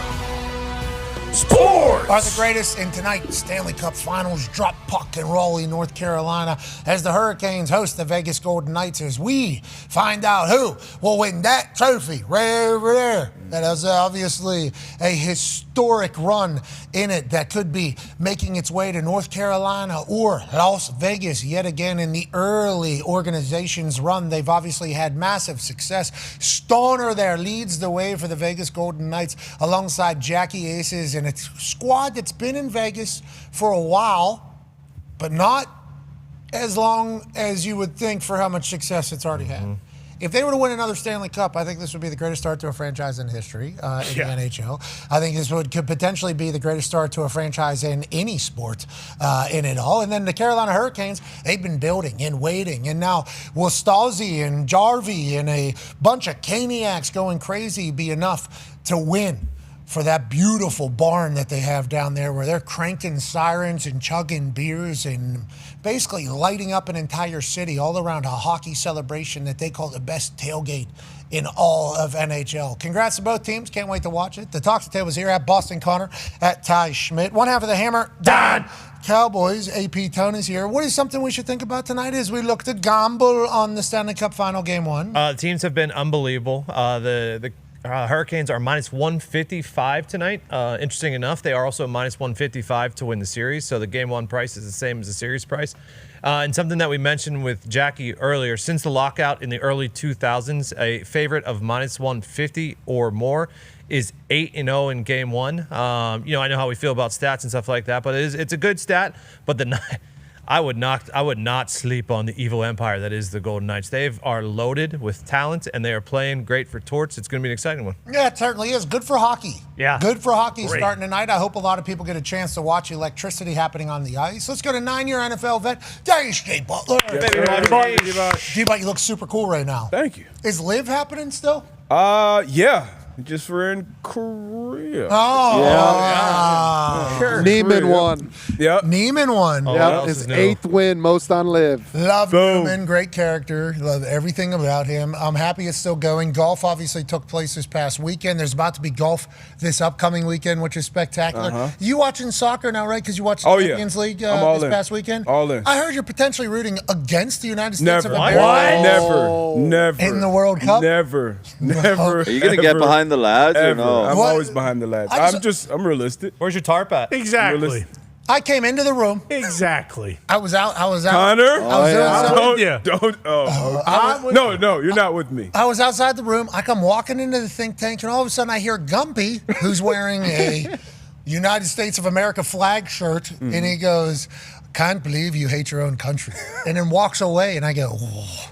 what just happened over there? And Gumpy goes, ask D-Bud if he believes in a United States soccer team or something like that. And D-Bud, you go, I just have some questions in this entire thing. Coach is already allegedly leaving. We just beat Senegal, though. He's not leaving. You saw him with the iPad or the Mac, whatever. Yeah, MacBook. He's fully invested. So you don't think America is going to win the World Cup? Look, I'm where my feet are. You know, we're coming off a win, a friendly In America, against Senegal down there in Your feet are in Carolina. America, They're in America, and they will be here forever. So, yes, we're coming off a win, and I think now is not the time to do this, okay? We go balls to the walls, and then when we get beat out in devastating fashion, afterwards you say, this team fucking sucks. What was I thinking? That's the game plan. You know that. That's America. That's the blueprint. That's how we do it. We are blindly confident in this Team USA.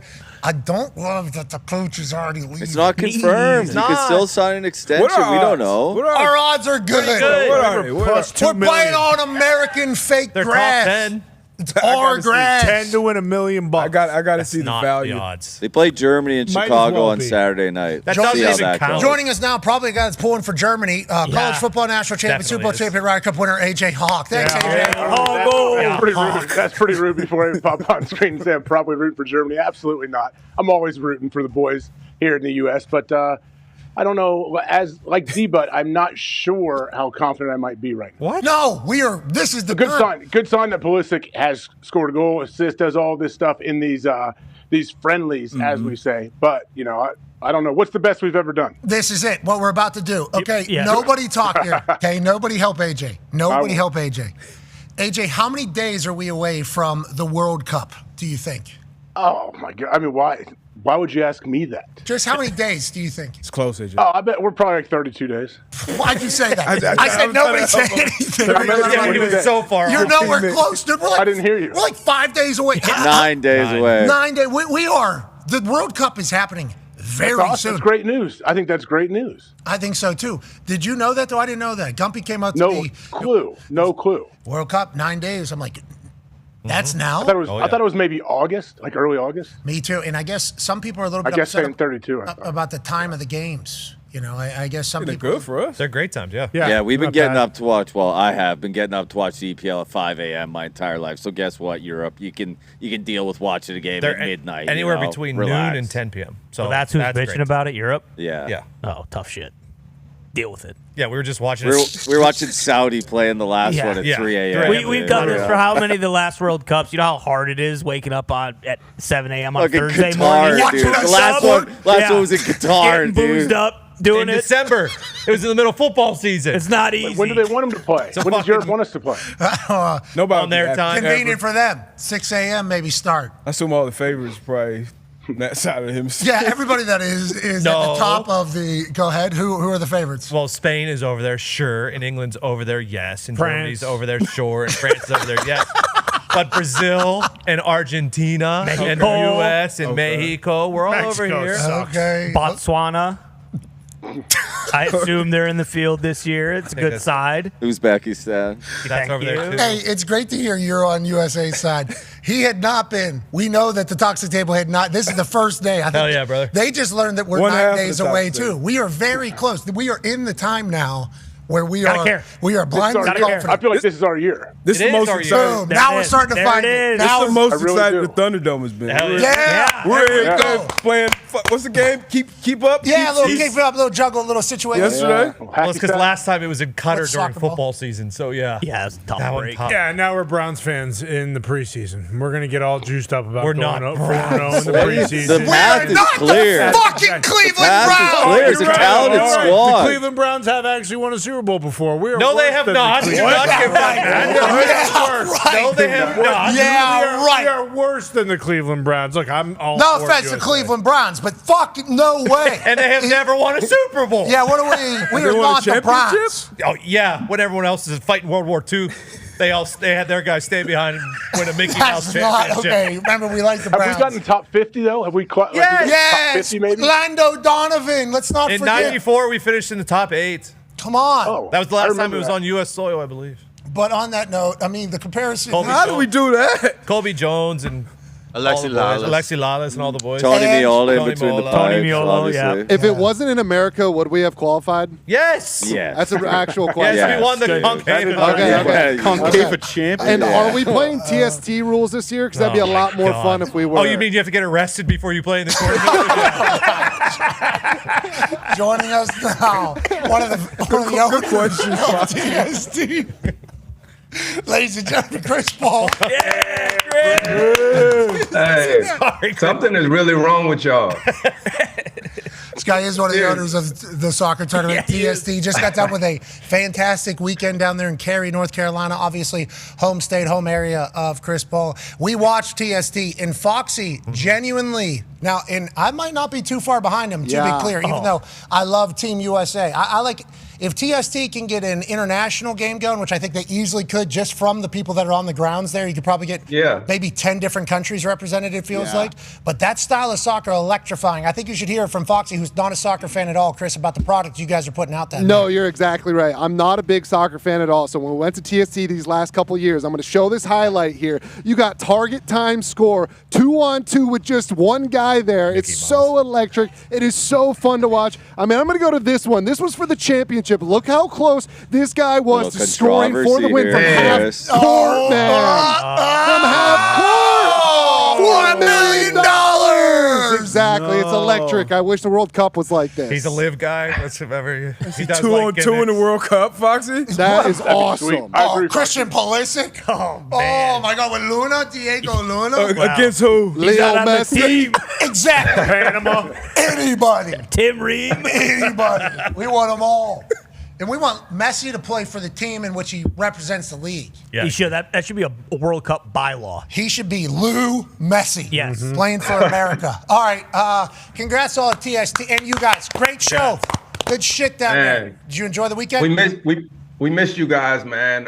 That shot you just showed right there, the stadium was crazy. It was electric. That shot right there, everybody, like this one right here, like Pumas, they lost again in the championship.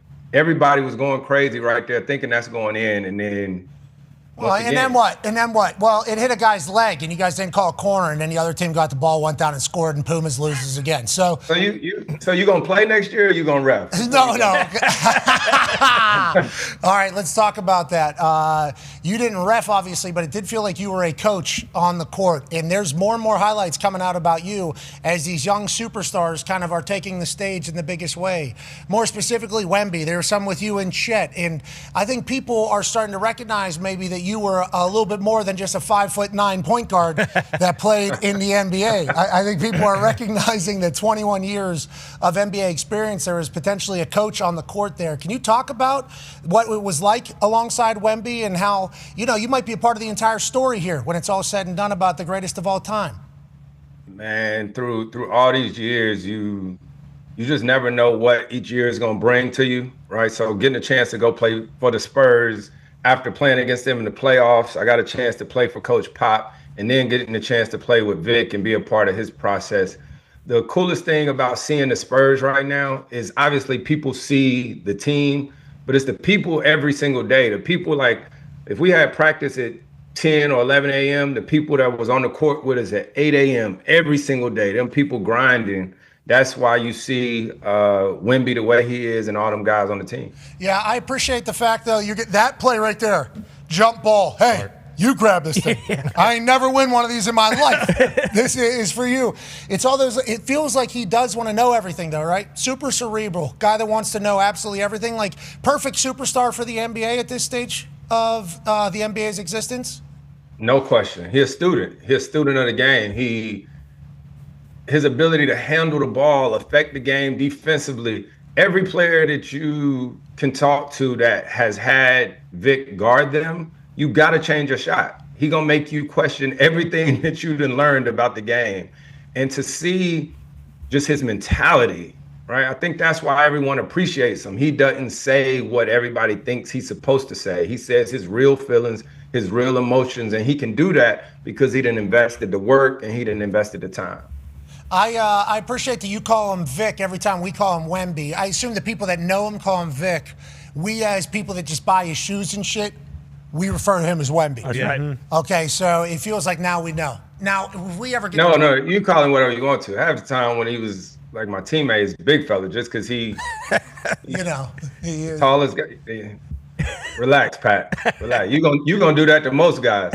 Me? Whoa! You need to watch it. But on that, Pat, how tall are you? 6'1". I put my cowboy boots on. You got me at 6'3". I'm fucking stomping. The cowboy boots get me really good spot. It's not something these Southerns have done. They have kind of worked into their everyday like a little inch and a half. You double sock that thing, you can maybe even get 6'4" on a good day in those boots. So it depends on when you catch me, where you catch me at. But I fucking love those cowboy boots. I love everything they do for you. Yeah, you can have those. You didn't get a pair when you were in Texas? Do you got those wrestling boots? I did. I'm sure y'all can find it now. When I played for the Rockets, I played 2 years for the Rockets. And they have is it Go Texan Day? Oh, of course. Sure. Yeah. I'm sure somebody can find it. I damn sure came in there with my cowboy boots and all that for one of the games. Shorts with cowboy boots, or do you have pants on? Jeans. I had pants on. Man, you should have went with shorts with cowboy. That would have fit Chris Paul. Wrong. That would have fit the Chris Paul image, don't you think? It's gonna be a hell no for me. Oh. There you go. Wow, they covered up the boots though. Real Texas Ranger you got going on right there. You look good, Chris. Chris, not bad. In North Carolina, I think you could pull that off too, saying like, hey. No doubt. Yeah, I think you could say that this is how I normally dress. This is what I do. I think you should think about it. Plus, you, what, 5'11" now? At least. with those cowboy boots, that definitely put me about 6'4". 6'4"? Oh. There you go. Outside the jeans? Oh, you love tuck the jeans? Yeah. Love it. Yeah, I love what you're doing, Chris. Okay, so we talk about Vic, obviously. We talk about Wemby. Let's talk about the other side of this thing. Let's talk about the star in New York that is seemingly also unguardable. Go ahead, D-Bud. Yeah, big body Brunson. Obviously, both of you play a long time. You dominate as undersized guards. And what he's been able to do, obviously you talk about Wemby, as soon as you look at him, he looks like an alien. But what he's able to do, especially in clutch time, like fourth quarters, like just take us through that, like how he gets to his spot. What is it about his game that separates him from other guards? Because you're not going to speed him up, right? When you talk about the elite guards that have played this game for a long time, it's about the pace of the game. Like I've told a lot of young guards for years, like when you're just really, really fast, you can guard that because then you can just back up, right? So with Jalen, he's always playing at his own pace. He's going fast to slow, slow to fast consistently. He's strong. He can shoot it. That right there, that pull-up shot, that's why it's so tough to guard too, because that hesitation right there, you got to acknowledge his shot. Then he'll bump you, play off 2 feet. He just he's smart. So all these people that say you don't need a point guard, you don't need this, you don't need that. Jalen is great at basketball, but he's smart too, which is still what's needed in a point guard. Tell me about Jalen Brunson going slow, because Luka, obviously, whenever he started getting the ball here in America and we started learning about his game, it looked like he was in slow motion, and I didn't understand how it was able to work. And then Brunson's the same way. Why doesn't everybody play that way? Is that a goal, or is that just some different styles? Like, why are some people super slow, it appears, and able to get away with it where others seemingly can't? Because everybody's different. It's pace. It's pace. Some people are super duper fast and they can come at you with a over the top crossover and they downhill at you. Whereas people like Luka, people like Jalen, who ironically they were teammates, you just play at a really nice pace and they handle the ball and they take an extra second to see where your feet are and to play different angles. And when you play like that, and you got to be strong. See, that's the thing. A lot of people, Luka is really strong and so is Jalen. So being able to play at that pace makes you very hard to guard. Yeah, and you look super cool. Yeah, true. I would say you look super cool. Like Luka looked like he was playing in slow motion, and he was still getting separation somehow. It was really. So is that what you would want your game to be? So I think it's kind of what in the NBA. I think it's kind of what I would have to be. I don't know if I'm moving that. Nah, you're more like a Tyrese Maxey. Super speed, Sure. super speed. Like a Tyrese Maxey. Pat, I've seen him play out here. Yeah, you have no idea about what's First going step. on these feet, bub, especially with these new You know air how fast, you know how fast Tyrese Maxey is? I've seen him with my eyes on TV. I think I'm fouling them early, obviously. We're not trying to race each other, but yeah, I think that would be my style. Good call. Maybe it wouldn't be as fast, but I'm running full speed. You know what I mean? That's what matters. Yeah, it might look like Luka, might look like Jalen, but in my head, Maxey. Watsy's kind of like a Baron Davis. Oh, look at that. Love there. Now, you would argue, though, basketball players aren't like a slow bunch, though. Like, you guys are not built for speed. I don't think that is true. It's a lot of fast players in the league. I think compared to what, though? Compared to what? Like fast compared to like the toxic. Most of us played football growing up. That's your guard. They said Russ. Yeah, like 4'18". Russell Westbrook fast. LeBron James fast. Michael Jordan fast. You just don't really get to see it, and it's something. I'll tell you this: even in training, when I would start to get ready for the season, and even my son in his training now. When you think about a basketball court, it's only 94 feet. So you never really have a chance to open up, which is why in training, you have to go to football fields, you have to go to the track or whatnot, so you can actually build up speed. If you only train on the basketball court, you never get a chance to really open up and to build up that speed. Tyrese Maxey got up to 20 miles an hour on the swat that he had where he chased down old buddy. 38.5-inch vert, obviously moving, running, 38.5-inch vert. Got to be a 4. He's got to be able to run a 4.4, don't you think? 20 That's miles moving, an hour. yes. In the first 90, how many feet did he probably run there? Maxey definitely. Yeah. He's got a serious stride, too. Yes. What if he's Yeah. 4'3"? That'd be That's in, like, great the first- for NBA athletes. Could be. If Maxey, if he dropped a 4'3" on everybody, that would be great for the NBA athletics. Because the way you're talking about, you never open up. I guess that's how we can only judge. It's like we never see these guys running. They're not that fast of individuals, but they're running a lot. I think the amount in which you guys are running is an absurd thing. It's more of a cardio sport than you guys are kind of given credit for, I believe, in that particular. They track it. They track it during every game. You can look it up now. You can see how many miles you ran over the course of a game. They show like how much guys are running during the game. D-Bone got 15,000 steps in New York. Wow. Did you see that? His phone tracked. D-Bone got 15,000 steps. That matches 6-month total before that. Okay. Jeez. All right, let's move along. Maxey, obviously the fastest on the court in the East or the West, but that's now becoming a conversation. Go ahead, Con Man. Yeah, Chris, kind of a conversation right now. East is much, much, much better than the West. Just kidding, it is the opposite. But what is that? Knock it off. What is that? Well, hey, look, don't make me go into what teams Honor, don't do it. Don't make me go into what teams have won the NBA Finals versus the West over the last. You can do all that you want to. I've been in the Western Conference my entire career, right? Like, and it's been tough all for the last 20 years and probably before that. Okay, so you guys really feel this way because Draymond Green came out and, I mean, it was on his show. He's in his house. He's talking his shit. But he very much was like, the Eastern Conference? What are we even? It was pretty. I mean, I did not know that was an actual thing. Then you start looking into it, and then you remember, well, the Celtics exist, though. Well, yeah, and the pendulum seemingly swings. Like when LeBron's in the East is very good. But the conversation is more so like there's only one or two great teams in the East, and then in the West there's 4 or 5, and then 6, 7, 8 teams are still even better than the 4 or 5 teams in the East. What is kind of the viewpoint from the NBA that if you want to win a title, you go to the East, and that's why you just decided never to go to the East because you want to stay? That's what I'm about to say. I don't know because I ain't never win one.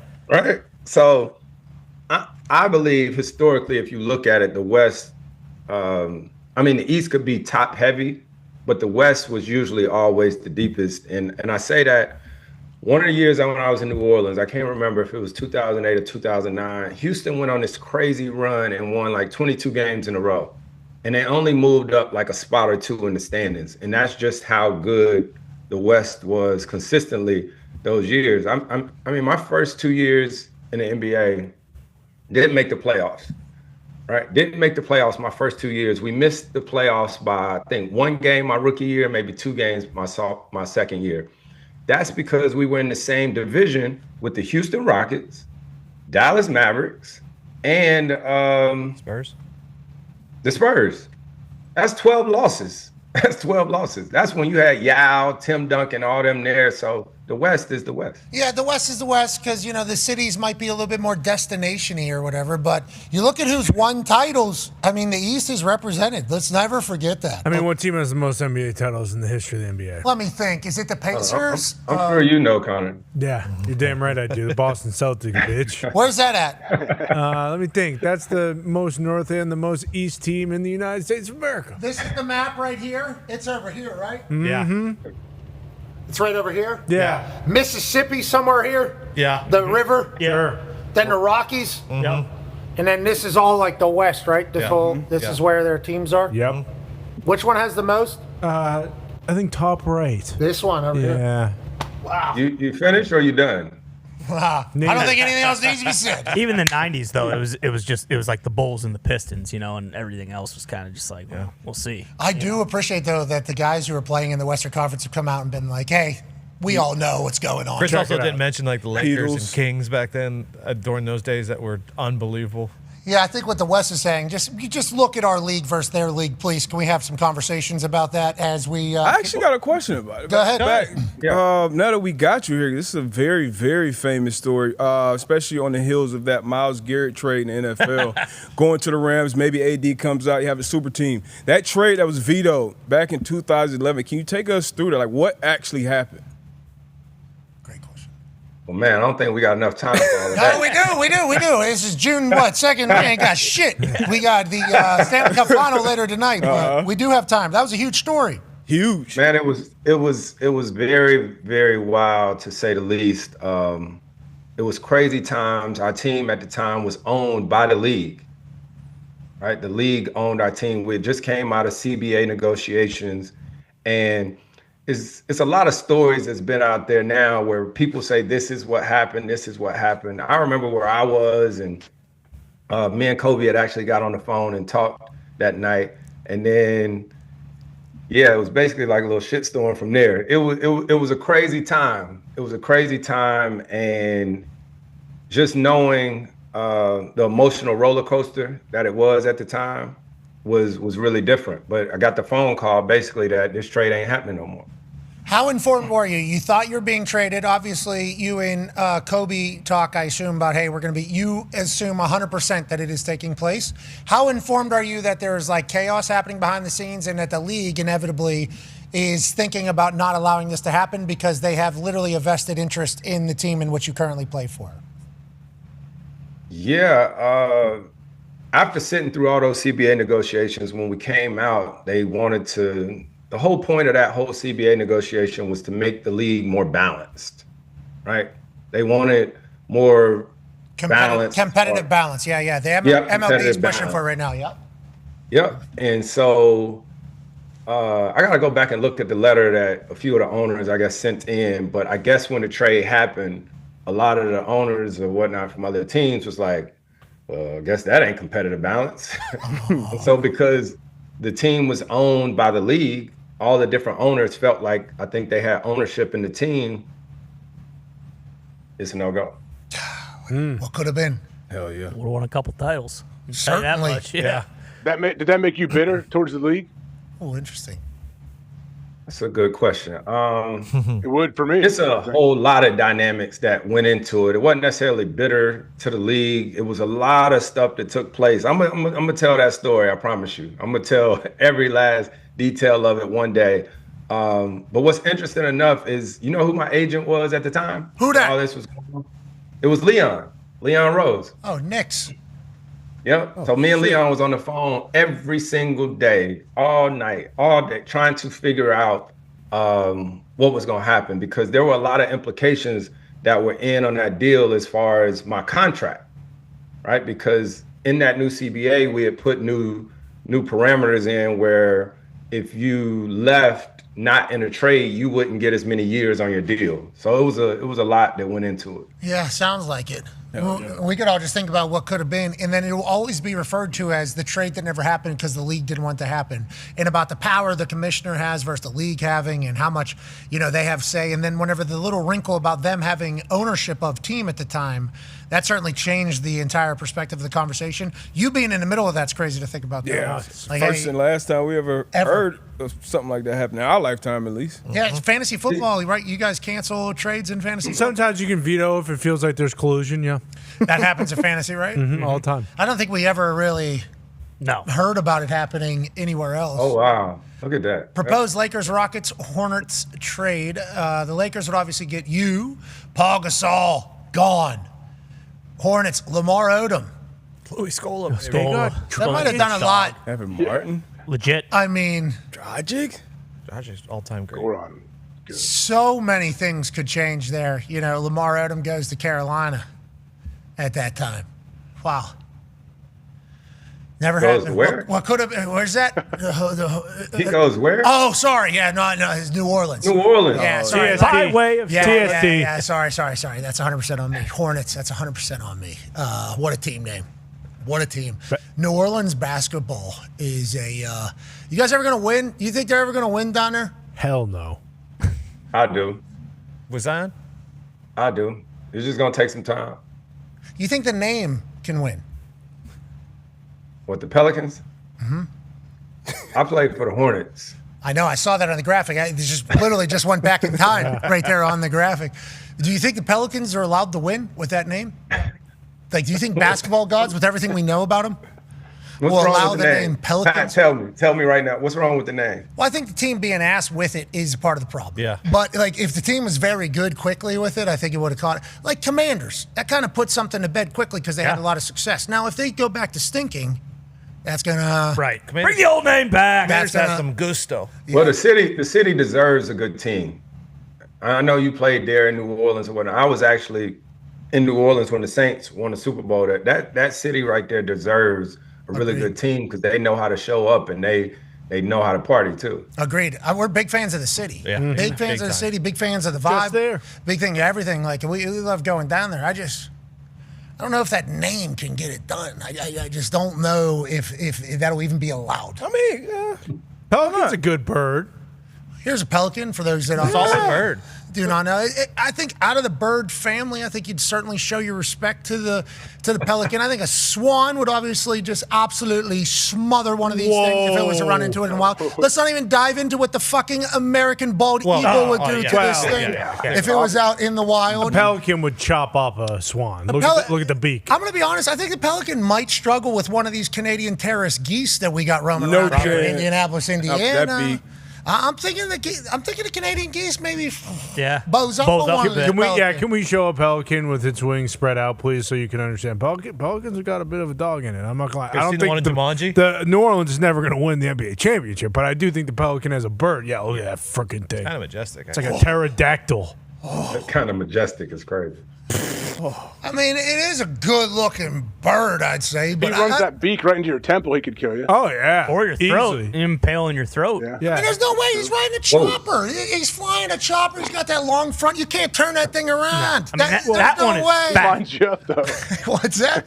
That's Paul He lines you up Tuttle. and gets you, though. Pelicans He have a sees you wingspan walking. of 9 to 12 feet. Yeah. Pelicans are freaking huge. 9 to 12 feet, these things? I still don't love the name, but that's an impressive bird. That was not a 9 to 12 footer. That you found the fattest, stubbiest one there was. That one doesn't inspire confidence. And with the neck, it's doing the double chin neck. If you get it with what is happening right now? Yeah. We're talking about a pelican. Breaking down the pelican. You're welcome. We're doing this because of you. You're welcome. I can't believe we don't get enough credit for any of that. Okay, you talk about Leon being the guy throughout the trade with you and the Hornets and potentially Lakers in the league. He had to make a massive decision going into this year after getting so close over the last couple of years. Go ahead, Ty. Yeah, he had to get a new coach. And Chris, earlier in the playoffs when we talked to you, I think a lot of casual fans just assumed that you kind of just throw the ball out there and the players decide the game. But you basically said, like, no, coaching really matters, especially in the playoffs. When you look at the finals, Mitch Johnson, obviously very young but battle-tested, and then Mike Brown on the other side, who's been there and kind of done everything. Who do you think has the coaching advantage in this series? Well, I'll tell you this. I saw something on social media the other day showing Mike Brown's career and all the, like, he was in San Antonio He was in Cleveland, obviously coaching Braun. He was in Golden State. He's been a part of all these winning teams and winning programs. So he's battle tested and ready for this. But I'm gonna tell you, man, a lot of people don't know Mitch, right? And Mitch is a point guard, right? Was a point guard, played at Stanford. I'm not sure if y'all know that. No. Right? Like, I didn't. Yeah, Mitch played at Stanford actually with the Lopez twins. Oh. And so getting a chance to play for Mitch last year, obviously when Pop had that unfortunate situation, what I appreciate about Mitch is y'all watch the games and see how into the game Mitch is, right? Like Mitch really be into the game. Like he's a point guard at heart and he's a coach and he's invested. And because you're like that as a coach, your players feel it, that energy and intensity. When you saw him, I think it went viral when he was talking to the young kid, Carter Bryant. Yep. Right.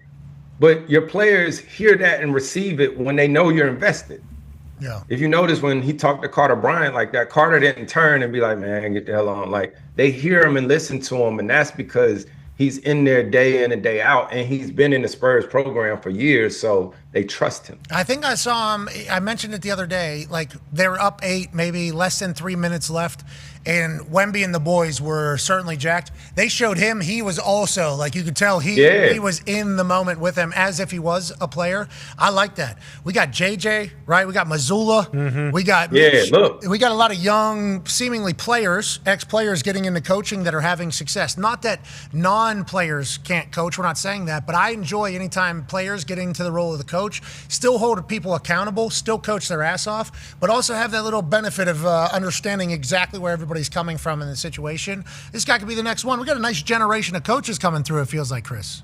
Yeah, absolutely. Y'all should at some point go find the clips of Mitch. I actually texted it to him, I think last year when I was on the team with him playing point guard at Stanford, right? Because sometimes you don't understand these coaches and that they had a history and that they hooped and all this stuff like that. But Mitch was a point guard, and that's why he knows the game and sees the way that he does.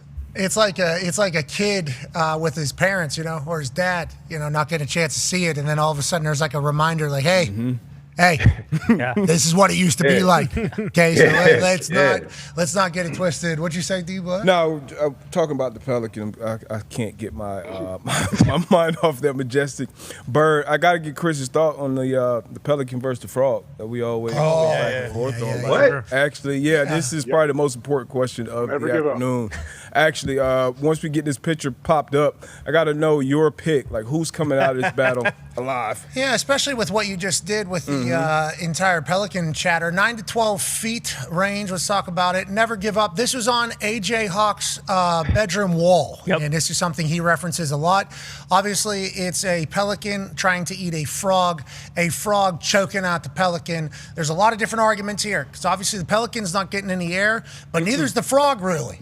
No. So who ends up living here, you think, Chris, if you had to pick? AJ, please tell me this wasn't really on your wall. No, it was definitely not on my wall, but I did bring it up a couple years ago on the show, and it has come up multiple times. It was on his wall. You said it was on your wall. It was on his wall, Chris. And actually, I think it was on one of when I was in elementary school, C.L. Stingley Elementary, Centerville, Ohio. I think it was on one of my teacher's walls. Shout out, C.L. It was just Shout out. Centerville, Ohio. It's a lot going on in this photo, fellas. Whole lot going on right here. You definitely don't want to be getting choked out. Right. Yeah, frog wins. Frog wins. Yeah. I don't know. You said frog wins? Well, now that I've seen the Pelican and like he holds them off not long a cartoon, this is not like a cartoon situation. I've seen how big the Pelican is.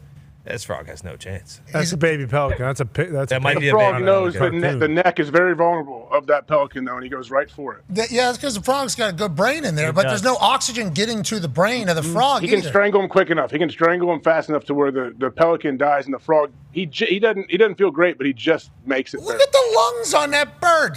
Those are all lungs there. Legs still up, foot still up. You ever touch a frog's foot too? It does not have the power to actually squeeze the neck. Well, it looks like it's pretty squeezed. I was going to say the pelican's eyes are starting to roll into the back. Yeah, of but its head, I'm so saying clearly. I don't think it's actually not an animated one. Get a real. All right, ladies and gentlemen, Chris, 21-year NBA vet. Who wins? Who survives? Who survives right there?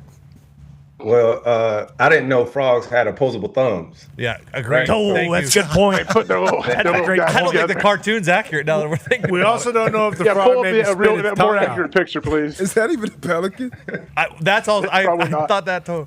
Frog might probably spit not. its tongue down its throat. Chris, who are you and start picking? messing I'm with his sick of heart. the. Stop we need to avoiding the question. Pelican. Pelican. Shout out to New Orleans. That's not a Okay. pelican. All right, That's not a pelican. Now that I see it. Definitely not. Might be Is that a crane. stork? Stork. I think maybe crane. Yeah, crane or a Move stork. along. It's definitely not a pelican. Did you hear Connor's point? Because I don't want it to go unnoticed. What do you say? Have you seen frogs and how they eat flies? Their tongue. He said he shoots it down the pelican or whatever bird that is throat and hits its heart and just immediately Kills it instantly. Oh, maybe that is a weapon. It tries to dive into mouth so it can send tongue missile down to heart. I think that's not a bad idea. I couldn't imagine how much we got wrong right there. Just so much. I don't think much at all. That first thing we showed, was pretty that a accurate. pelican? There's no way that thing had 9 to 12 in range, 9 to 12 Well, that's foot because it was range. tucked in. Might be a baby one. I know, but we just started saying a lot of things. I there. googled pelican wingspan after, and with the actual photos, it's impressive. Yeah, it certainly is. It's a basketball team. And once sucks. again, we do not know if that frog survived. No. In any of those photos. No, we don't. We hope that it did, but obviously, Mother Nature is always going to kind of do its thing. Yeah, the rule of the wild is certainly going to take hold, and I think the pelican probably won that one, but there's a chance the frog survived. And we got to remember they got super strong legs, but what about the top? I don't know about the top. Never talk about it. You know, it never Depends on the frog. Depends what kind of frog. I mean, there's some frogs would give up, others would not. If you look up the strength of a pelican's beak, I think they can chew rocks like English people. Dead serious. Nigel Seeley. Whoa. Jeez. I'm dead serious. Look it up, Tony. If they can chew on rocks, you'll believe it. They have incredibly strong beaks. Pause.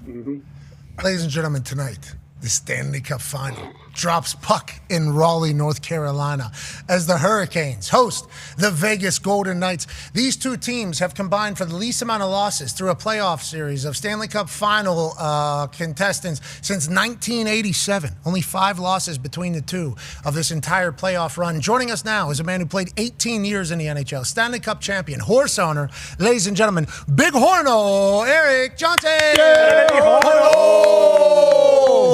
Wore the same hat as yesterday because yesterday we kind of got cut in half. Let's make sure we showcase that I got an Augusta National fucking Golf Club hat here.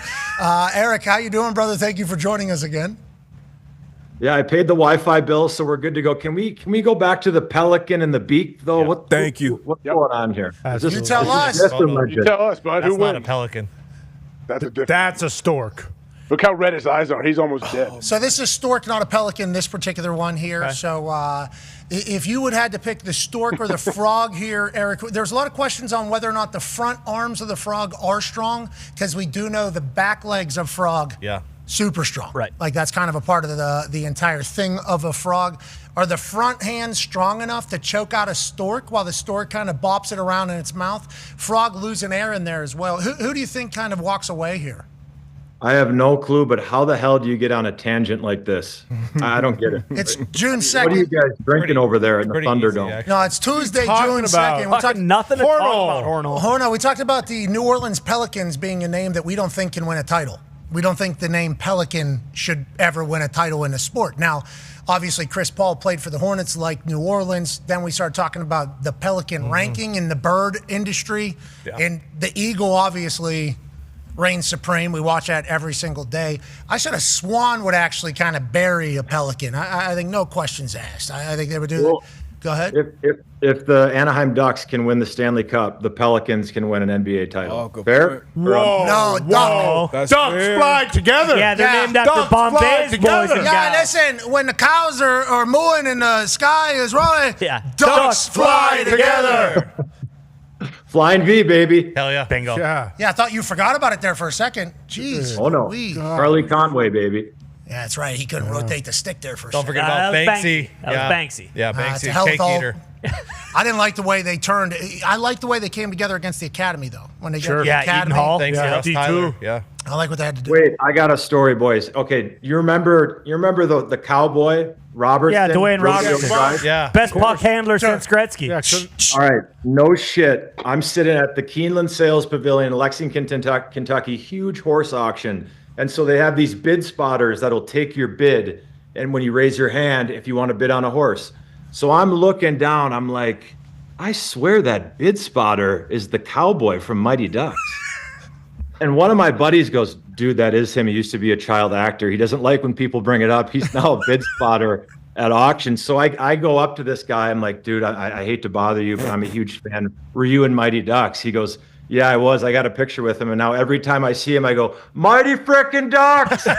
He hates it. He hates it. But I was like so starstruck seeing him. I gotta send you the picture. We'll get it on the show sometime. But I was. Does he know you played on the floor. This guy hates it, but we'll make sure we showcase the picture. We'd like to let Buddy know you're a phenomenal addition to our lives. Amazing. We hope you don't hate it. I assume he got raw end of deal there somehow. So much spite, I would assume, towards so much of it. Hey, pal, you're a great bidder, though. Yeah. And you're a great child actor. Incredible child actor. Incredible dangles, Ty O'Neill. We do have him working here at the bid. I believe that he's him there. No shit. Looks just like him. Yeah, Wow. I'd be able to tell it Aged a was him bit. as well. He's packed on I a gotta couple, find but a yeah, picture.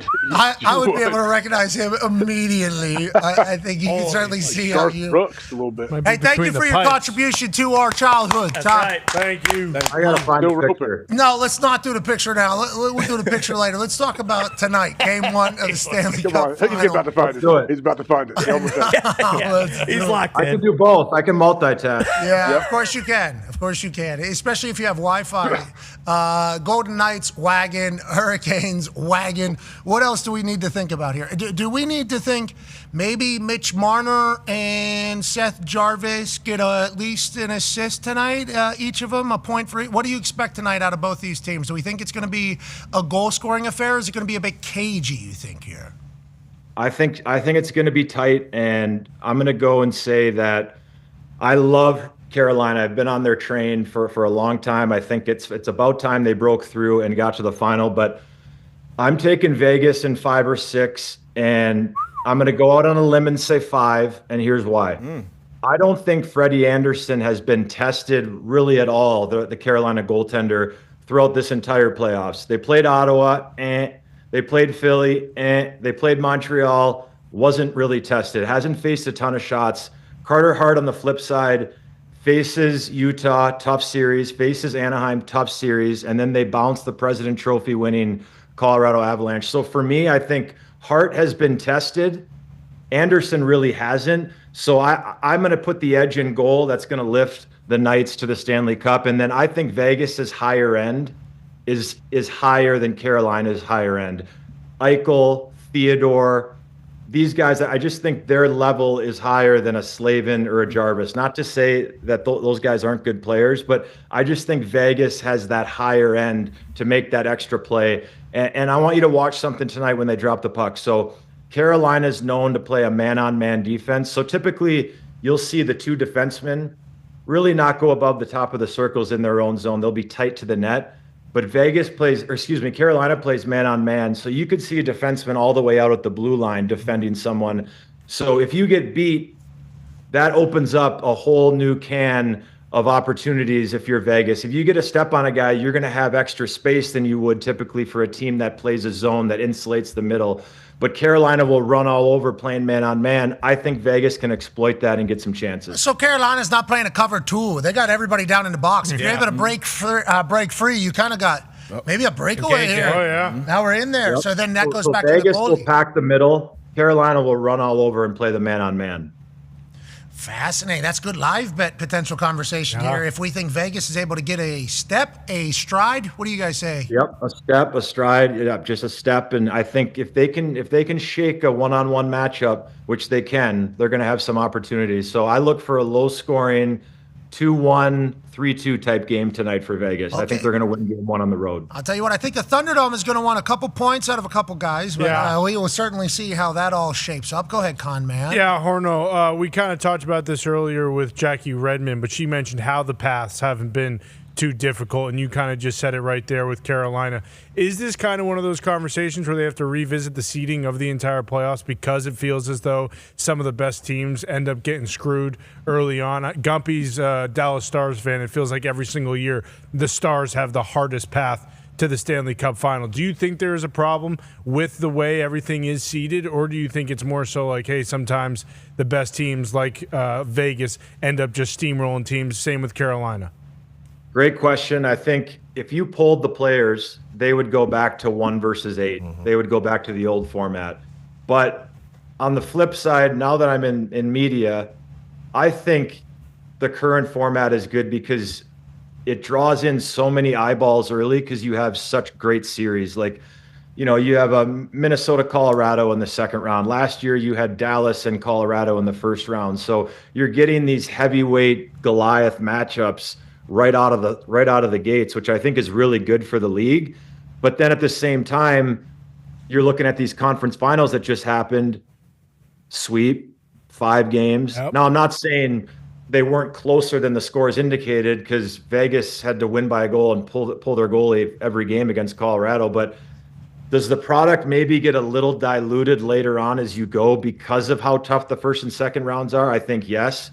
But I think it's also good for hockey and the NHL to have these awesome matchups early on in the playoffs. Staying healthy, seemingly the most important part of it all, as is every single sport, let alone best of 7 series where one team can look completely different with the loss of a player or an injury to a player, which I think is what we saw. Holy shit. Wow. Dude, That's him. Nice. Looks like Ross Perot. Yeah, wow. I'll tell you what, you eyeballing that pretty good. I mean, you're from Minnesota, so obviously Mighty Ducks and a hockey player, so I assume you've watched that movie, I don't know, 100,000 times throughout your entire life. That's good eye by you. I mean, honestly, especially with all the other things that are potentially horses' asses, Yeah. a bunch of stallions walking around, and then you notice cowboy guy from Mighty Ducks right there. Absolutely. Sorry to get off track. Had to show it. No, I understand. I completely respect and appreciate that. AJ has a question for you about the storylines coming in that Jackie Redmond told us about earlier in her eyes. Yeah, Jackie Redmond said this is good versus evil. Carolina being good, Vegas being evil. I guess, what are your thoughts on that? Yeah, so I think, let's not forget, Mitch Marner was playing for the Toronto Maple Leafs last season, and via his no-trade clause, he shut down a trade to Carolina. He didn't want to be a Hurricane. And don't you think for a second that those fans, the Caniacs, or those players will not forget that.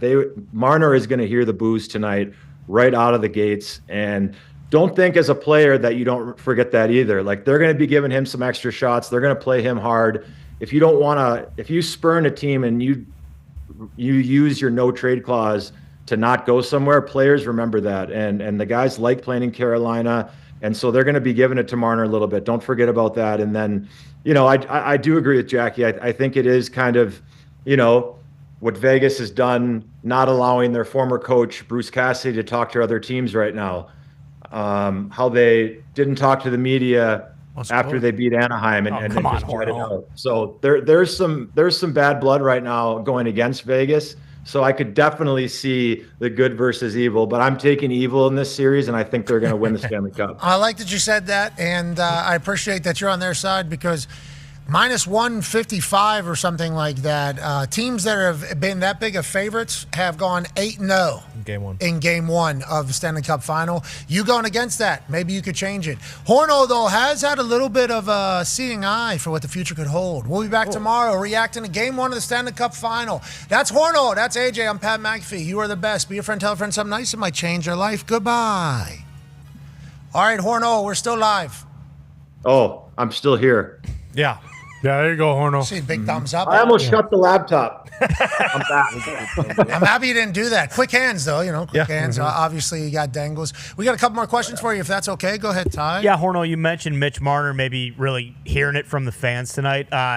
As leading up to the finals, home ice advantage hasn't really mattered in the playoffs at all. The stats don't bear it out. It really doesn't matter. Teams will win on the road.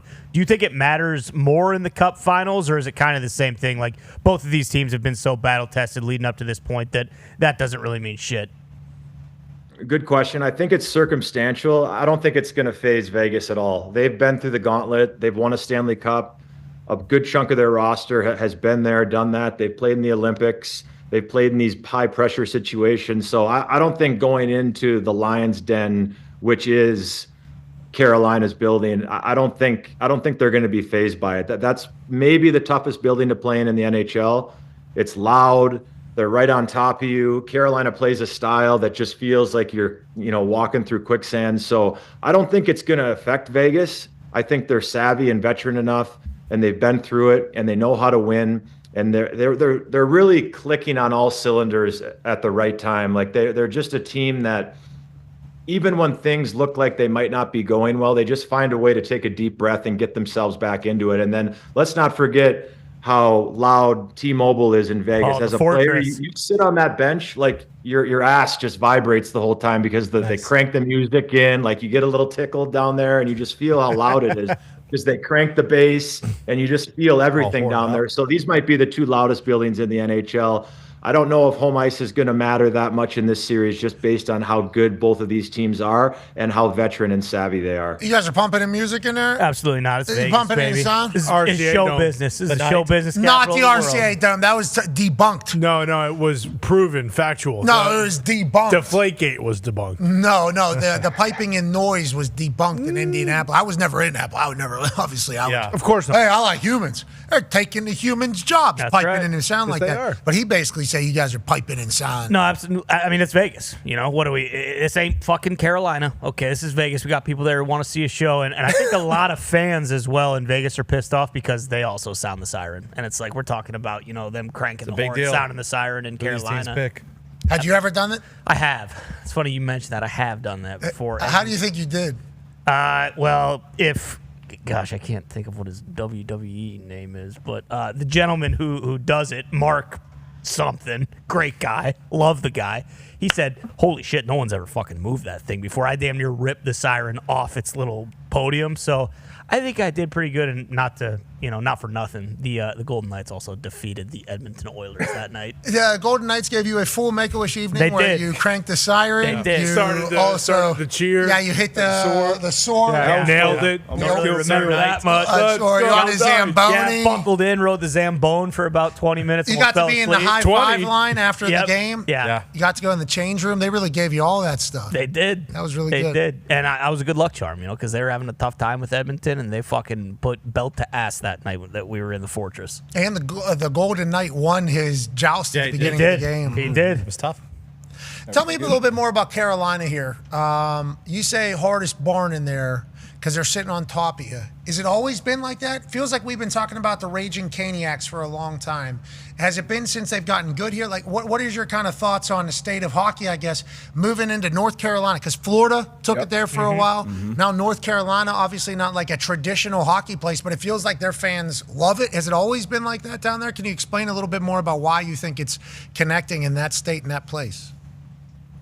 Yeah, I think to add on top of that, the visitors' locker room is, or it used to be until they remodeled it, like it was just a step up from hell. Like it was the worst setup for a visitor in the National Hockey League. Like, like you're on these chairs and you're sitting there and you're like, there's sweat, this old, water stained carpet, and the shitters are broken, and the urinal's tight. It's just like, it's not good. The cold tub's warm, it wasn't good. So they put a little money into it. It's a little bit better. So that always added to it. And then where you warm up as a visitor, it's like a wind tunnel. So, you're wearing shorts and it's cold, and you're wearing your hoodie and you're trying to warm up, and it's just like Twister back there. So it's not fun for a road team to come in there. But I will say this about their fans. They just yell, scream, and boo at absolutely everything. Like it could be the most clear-cut call, and they're just screaming their heads off like it's the wrong call. Like I love the Caniacs. They're so passionate about the Hurricanes and what they're doing, and they've been knocking on the door of the Eastern Conference Finals the last handful of years, and finally for the first time in over 20 years they get back to the Stanley Cup Final, and they deserve it because that team, all those guys just buy in to play the same way. I've said it before. They have like 4 second lines. They can all just roll you over and just come at you in waves because they've all bought into the same style. They know it works, and they play to their identity, and it can be suffocating to play against. So I'm happy for those guys because they've been knocking on the door for a long time, but that building is rocking and rolling, and it's not fun for a visitor to come in there, especially in those shitty locker rooms. And you picked against them. Yeah, you picked against them. Yeah, just Big Horno said with saying that the Golden Knights aren't going to be in 5. No, they're not going to be. They're not going to be. They won't wilt away under pressure. They're not going to be overwhelmed by the moment. You think Torts is going to be able to handle the Caniacs? He lives. Fucking A rights he is, as he always says. Fucking A rights. Everybody tells them, hey, it's only one right there at the end. It doesn't need to be plural, or do you guys? Oh, it's plural every time. Every time.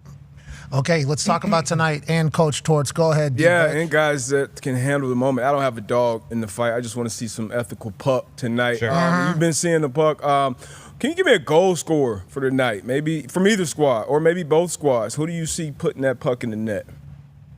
All right, I'm not going to give you just Jack Eichel or Mitch Marner or Mark Stone. I'm going to give you something with a little value tonight. And this guy's had a heck of a playoffs for Vegas. He came over at the deadline from Nashville, Cole Smith.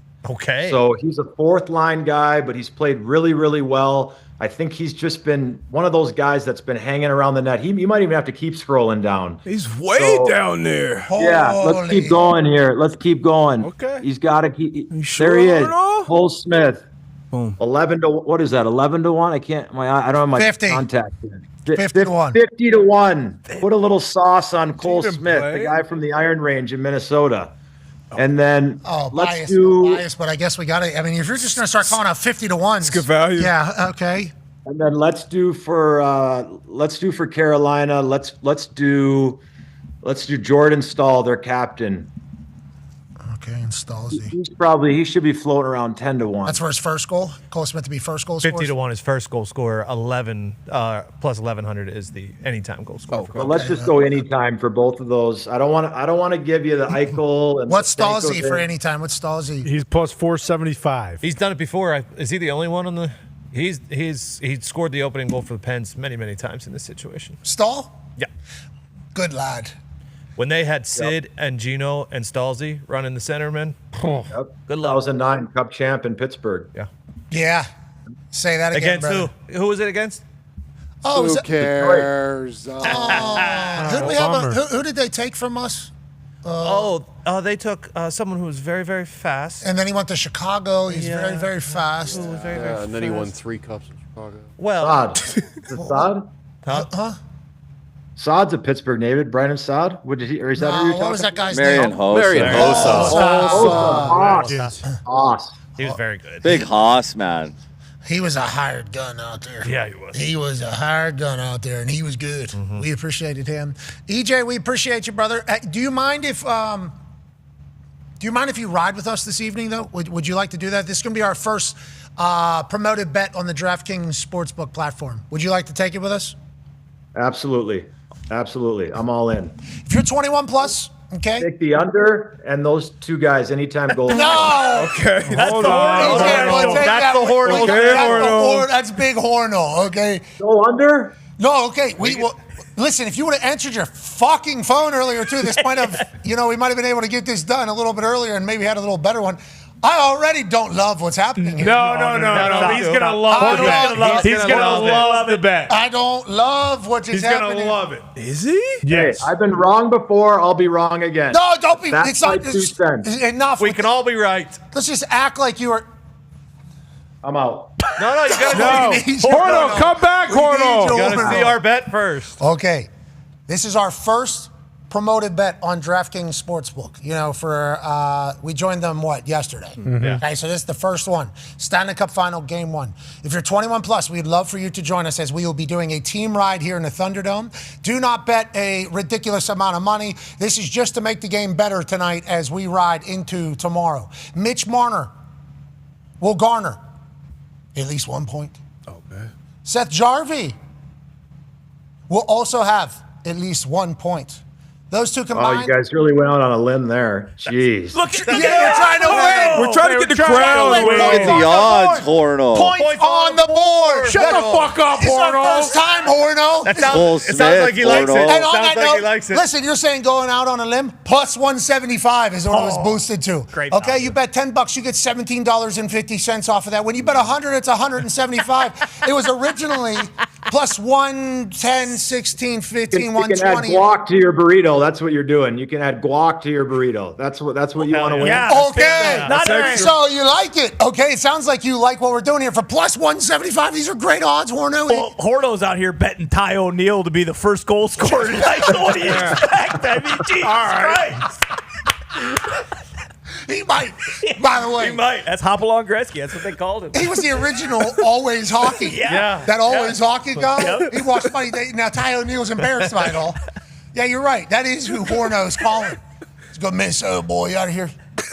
All right, so you like this is what it sounds like. We don't need any other comments other than do you like this or not? I'll support you, but I'm not on board. Dude, How's that work? This is the best. I like that. This is the best. Transparency. Come on, dude. Like, because you don't think it's going to hit or you don't like the odds? Do you think it's going to hit? I don't like the odds. I think it could hit, but it's like, I don't know. This is a guy who does horse racing. Horse racing is the worst odds of all time. So I get it, understand. Yeah, and he's going from fucking 11-1. We on 50-1. We all live in Count Dracula. We all living in this fairy tale land. Okay, what we have learned through the last time we did these promoted bets, you can get a plus 750 that looks nice. Okay, but if that fucker doesn't hit with a crown at the end, people are going to be pissed. So we're just trying to get some points on the board here. Okay, that's all we're trying to do here is get some points on the board. First one on there. Figure out how to build the graphics too because of all the different disclaimers that need to be on there and all the different stuff that's been happening. So, EJ, I don't need the plus 170. That's fun, I guess. Yeah, we're trying to put some points on the board right now. You know what that hat stands for?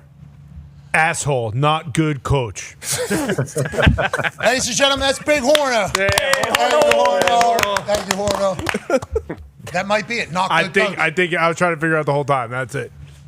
Thank you for getting to the bottom of that.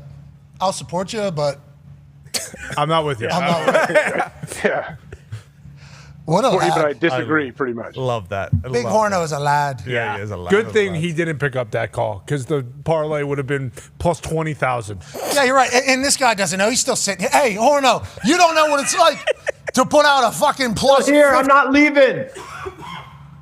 We need you to get on board with the plus 175. Marnie and Jarvie and boys, we're doing All the boys. Come on, all the boys. I'll support you, but I'm not on board. That's not the same thing. How do I say it any differently? Eric Johnson. Thanks. Hey, Boo! Okay, Horno. That's available now at DraftKings. You can ride alongside of us. 21 plus. Be smart. Don't be stupid. We're just trying to make the games a little bit more fun. And we're trying to win one here in the Thunderdome. Yeah. We are legitimately chasing Oh, yeah. the crown. Yeah. Get a crown. Always. This would be sick. We get points on the board our first one. Oh, man. Need it. AJ, how do you feel about it? I don't think you knew exactly what it was going to be until it just popped up there as well. And we put Gumpy in there in the graphic strictly because he is a Canadian. Yep. And both Marner and Jarvie are both Canadians. So we thought maybe a little bit good Canadian juju could be good for the entire thing as well. And also, the helmet fit like a glove on Gumpy. Sure. Pretty Yeah, filthy it with the twig, too. Those skates you're wearing? mention. In that? In Canada, nice we do wear skates. slides on the ice. That's an old staple. We need points on the board here. Yeah. We got need Pete some points on the board here. AJ, your thoughts on Marner and Jarvie? I like it because it's goal or assist. Like, they just have to get a point. If it was strictly goal for both of them, what would those odds be? Much higher. Much higher. We honestly, there was a lot of different ideas and concepts on what we need to go with. The main thing it came down to is we need to get a win. Yeah. Yes. This is safe. I feel like this is a good, safe. Don't say that. Don't say that. You can't say that. I don't think that Way to legal. go. Legally, I don't think Way to we're allowed go. to say that. I don't think. Cut that out. You're right. Yeah, I'm sorry dump that. about that. I don't even mean say it that way. As soon as you say something like that, it's going to... Hunter, I led you to You're saying right. that. I do apologize, but No, it's me. we like this, but we are not saying it is good. Sports gambling, you lose a lot. Yeah. You lose a lot, and something is a heartbreaker and everything like that. But we feel that this will be one that we will enjoy riding alongside tonight. Yeah, good start. Available at DraftKings right now, boosted to plus 175. Let's chase the crown. I'm jacked up. Chase Go the grab a crown or two. All right, let's take a break on the other side. We got to break some news from the NFL world. We got a little bit more information from the NFLPA, okay, on a number that came out yesterday. That was good journalisming by us, I thought, AJ. Yeah, it really was. I mean, going straight to the source. It's good. I feel like we do that more often than people think. Try to. You know, we try to You're reach right. out to people that are part of the things and just say, like, hey, why is this happening? How is this happening? And things like that. We don't always get it right, but we try. I feel like we have some news on some things that broke yesterday. We obviously have some updates on some shit happening. And then the boys will also be making their pick for the Stanley Cup final. Feels like too big of a game not to get the picks from around the Thunderdome. Be a friend, tell a friend something nice. It might change your life. Take 5. Yeah, if he throws you a curveball, you're in trouble. That breaking ball, good luck. It's pretty nasty. Think he's gonna make contact? No. If I were you, I would just start swinging as you listen. Do you think I make contact? I can barely make contact against him.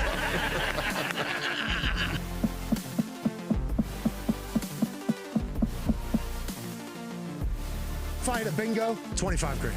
Extra base hit, 15,000. If you walk me, $10,500 donation. Strikeout, 10,000. A hit is just 10,000. Ball contact, $5,000 donation. Okay. Hit by pitch, that's an extra 5,000. Strike is 1,000, obviously, and then every ball will be a donation by the pitcher as well. Skeen said that if he was pitching against me, he'd throw one behind me. I've had a lot of votes to get you in the ribs. A lot of votes. You can get in there and look at one if you want. Get used to it. Is this the one you're going to put in my ribs? Nope. You're not. Don't swing at this one. Don't swing. All right, I won't. Okay. I thought it was going to burn my feet. Rookie of the year. Get a little closer.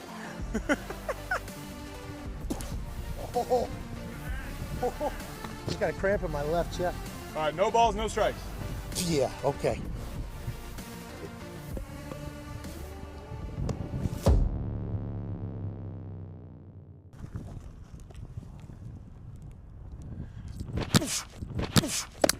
What the fuck was that? What the fuck was that?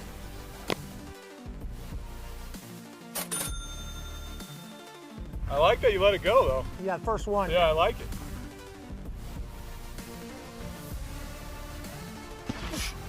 Oh, foul tip. Foul tip.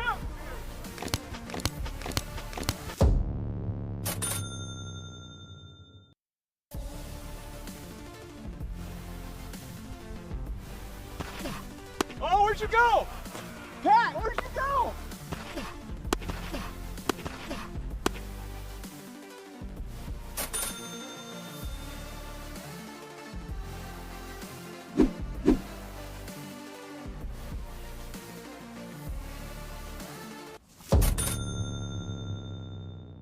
What was that? That was purple.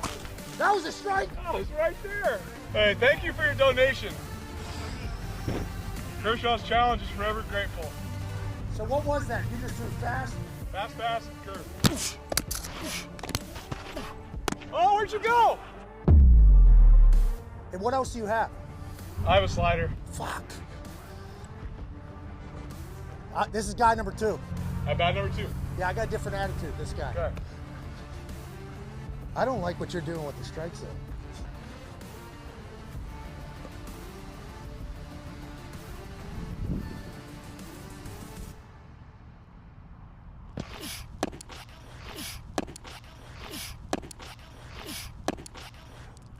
You're on it.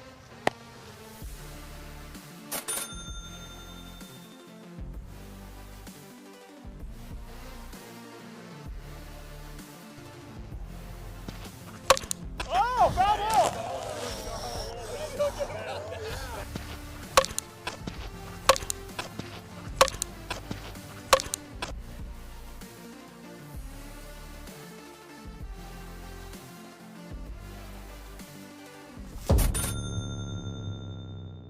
Foul ball, you got me though there, right? Yeah. Contact, okay. Yeah. I will put on my Twitter bio. Made contact. What's he throwing? Okay. This will be his curve, right?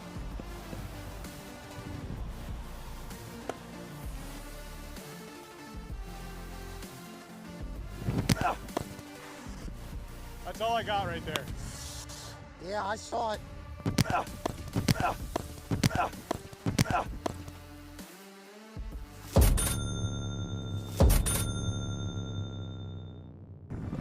Hey, fastball away, all right? Over here.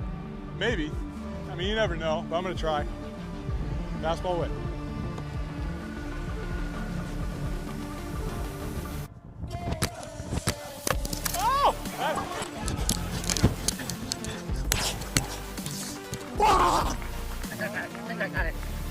got it. I think I got it.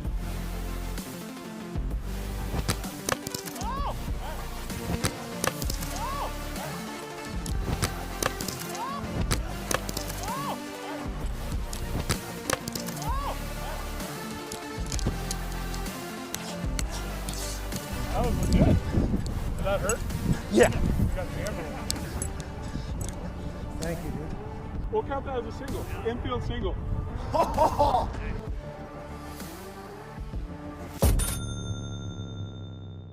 Hey, I got a ghost runner there. He's fast. Ghost runner Overthrow. first. He's on second. Okay.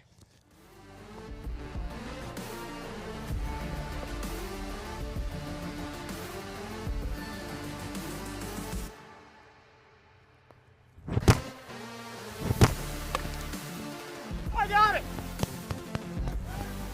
Oh.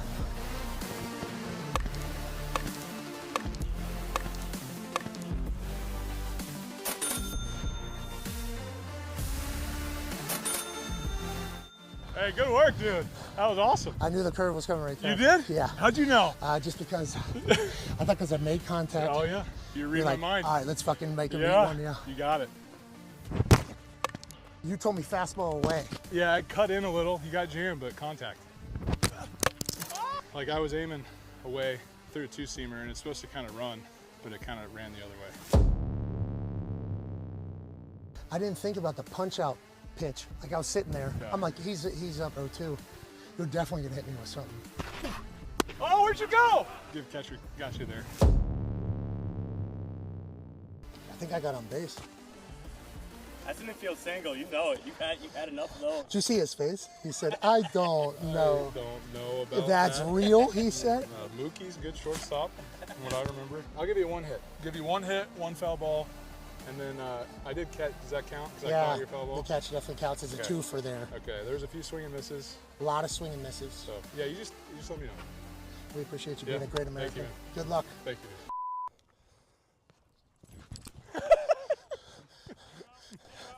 Hey, no, there's no way I'm going to be able to throw enough strikes. All right. Thank you, dude. All right. You're the best. That was great, man.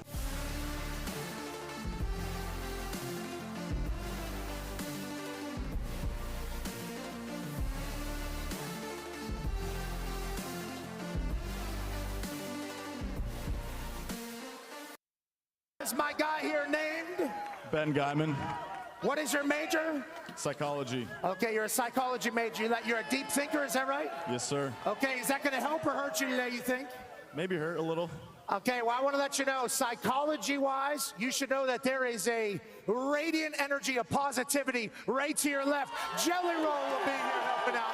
So Jelly Roll said, Pat, I want to try to win hundreds of thousands of dollars for a charity in Athens. I want to kick a ball for $100,000 to give back to this community that is embracing him as a part of it. And I think I'm fixing to split the upright. Okay, how much weight have you lost now? I've lost 250 pounds for this moment, Georgia. I'm fixing to do it. All right, Ben, the kick is currently $100,000 for you. If he makes it, it'll go up to $250,000. We will also donate $100,000 to a local charity. Jelly Roll. And I will match that $100,000, so $200,000 to a local charity, baby. Let's go, Jelly Roll. Let's go, Jelly Roll. Let's go, Jelly Roll. Okay. Herbie will also toss in $100,000 to charity, which is very kind of him. Yes, sir. Yes, sir. $300,000 for charity. Dogs! I'm gonna stick 'em. All right. I was worried for my tongue. All right, what can I do different, Pat? I think you could try to aim to the right if I were you. Okay, good. Or if you knew somebody that was a very good kicker, I think now would be a great time to just go ahead and say, hey, why don't you do that for me? You know what? Why don't you raise some money for this city? Then. I'll make another 100,000. We'll make it 300,000 to local charity. Okay. If you'll let me pick up the legendary Hot Rod from Georgia back here, baby. My boy, Hot Rod is in the house today. Hot Rod, it's great to see you. You look fantastic. Thank you for your service to the Colts. Can't wait to see you back in the NFL. Okay, so he'll put up, how much you put up, Joe? $200,000 for a charity right here in Georgia, Athens, Georgia. I'll put up $200,000 as well. Woo! Kirk will put up $200,000. We got a $600,000 donation, and Ben's kick will be worth $400,000. This could be $1 million here. Whoa! 33 yards. Hot Rod, potentially $1 million on the line.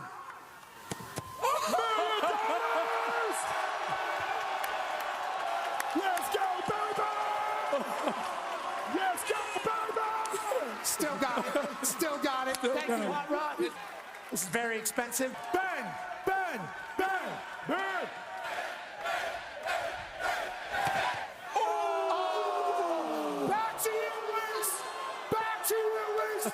During commercial break, there was no way we were going to be able to get out of that lawn out there without giving him another shot.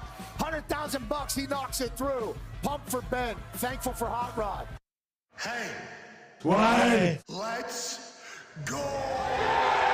This show stinks, and the fact that you listen, we are very, very thankful for. McAfee on the line with a gorgeous assist. The all-time leading tackler for the Green Bay Packers. You pig! Damn it! Be a friend, tell a friend something nice could change their life.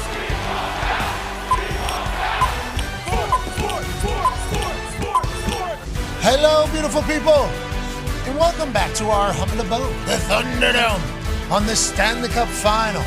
June 2nd, 2026, Hour 3 of the program begins right now. Sports are fantastic. That's AJ Hawk, absolutely nailing it. The Talks Tables here at Boston Connor and at Ty Schmidt. One half of the Hammer, Dahn. Cowboys AP Tone is here, and 9-year NFL vet Darius J. Butler is here. Yesterday, there was a report that came out that Shedeur Sanders earned $17.7 million from the NFLPA, the highest in the history of NFLPA licensing deals and business deals with a player. The second highest in history, Travis Hunter, also out of Colorado, $12.8 million. And then Tom Brady was at like 9 point something, the previous record before the two Colorado Buffaloes came into the NFL as rookies and obviously blew that number out of the water. So we were yesterday very pumped for Shedeur. Like, hey, hell yeah, you get $17.7 million. But as people that went through it and kind of understand the business behind it, we were so baffled on how the hell did $17.7 million come through just the NFLPA to Shedeur Sanders, let alone all his own marketing that he does and all his own businesses, let alone the NFL contract that he gets for being on the team as a fifth rounder, which obviously, and then player performance, which was a bonus on top of it. But this particular $17.7 million, we're all pretty baffled on how it got to that, and then also excited for if this was what it was going to be for future NFL players. So we dug to the bottom of it a little bit more. We got a chance to chat with JC Treader, who's the head of the NFLPA, not just head of the players, he's the head of the entire NFLPA. And he said about $15 million-ish came from card deal for Shedeur Sanders. Obviously, collectibles are having a run like haven't had in a long time, I think, at this point, especially sports cards with Fanatics and everything else that's taking place.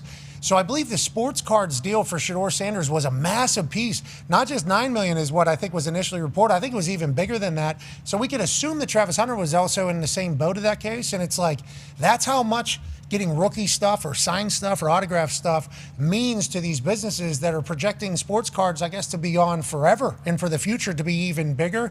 So congrats to Shedeur for being, that important to future trading, that it is getting paid that much money now. That's a wonderful thing to star power, AJ Hawk.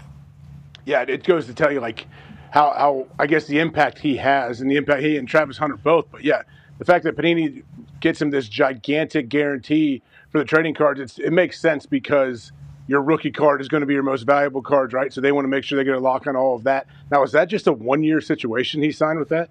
Or is that a lifetime? That's crazy. It is a incredible deal, however you cut it. Congratulations to Shedeur. I couldn't imagine how many things he has to sign. Oh, yeah. Oh, jeez. I think there's probably going to be a lot of signing. You remember those days? Yeah. That's when you really figure out what your signature is going to be, because everyone kind of has one, and it's like, okay, I'm not doing that 10,000 times. Now we're gonna cut this down. Okay, so I did every Christmas. There was helmets on everything in the building, and then half the players would sign one half of the helmets, the other players signed the other half of the helmets. For advertisers, for people in the building, for everything like that, signed a bunch. I never had a card. I never had a card. And then I was asked, what year was that? I think it was probably like 2017, 2018. Yeah, yep. I was asked to do a card deal to sign these things, and they sent me this folder of these little things that I'm supposed to sign. And it's like, what, 100 on a page or something like that, just tiny little. A little piece of little plastic that they'll take and put on top of the card, right? Yeah, it's like these little things. I did. I was supposed. I think I agreed. I think the deal was for like 1,500 or something like that. Did about 40 of them. 40, Yeah. maybe. Yeah, probably not that not many. even 40. Now might be a time to get. I'm seeing what Shedeur got. Might be time to get back to the car. No way. Yeah, right. Or What I'm saying is 40. that was a. 40 might be valuable. I'm not complaining about that being a hard job, but there was no way I was committing like 10 hours of my life. Like the amount of time that some people, like John Cena, he'll sign these posters. Those are crazy, those videos. He'll sign like 1,000 of them Tom every Brady. single 2,000 of them every single night. That's like 2.5 hours. Oh, yeah. That is a long time of committing to it. And it was like, as soon as I started signing, I got through 40 of them, and I looked up, and it's like, it's been 25 minutes. Yeah, right. Not Am even I close. doing this whole entire thing? So I wasn't able to commit to it. So I assume Shedeur is going to have to commit his time to this particular deal. I'm not saying that he's not. And his value, I think Panini's betting, is only going to continue to go up. Yeah. So does that mean the Cleveland Browns are about to be Shedeur Sanders' team? Because it sounds like the narrative about the Cleveland Browns is vastly different today than it was maybe last week, Tone. Yeah, it is. And the narrative about the quarterback, everything that I've heard coming out of their OTAs is that Deshaun Watson is currently in the lead to be the starter.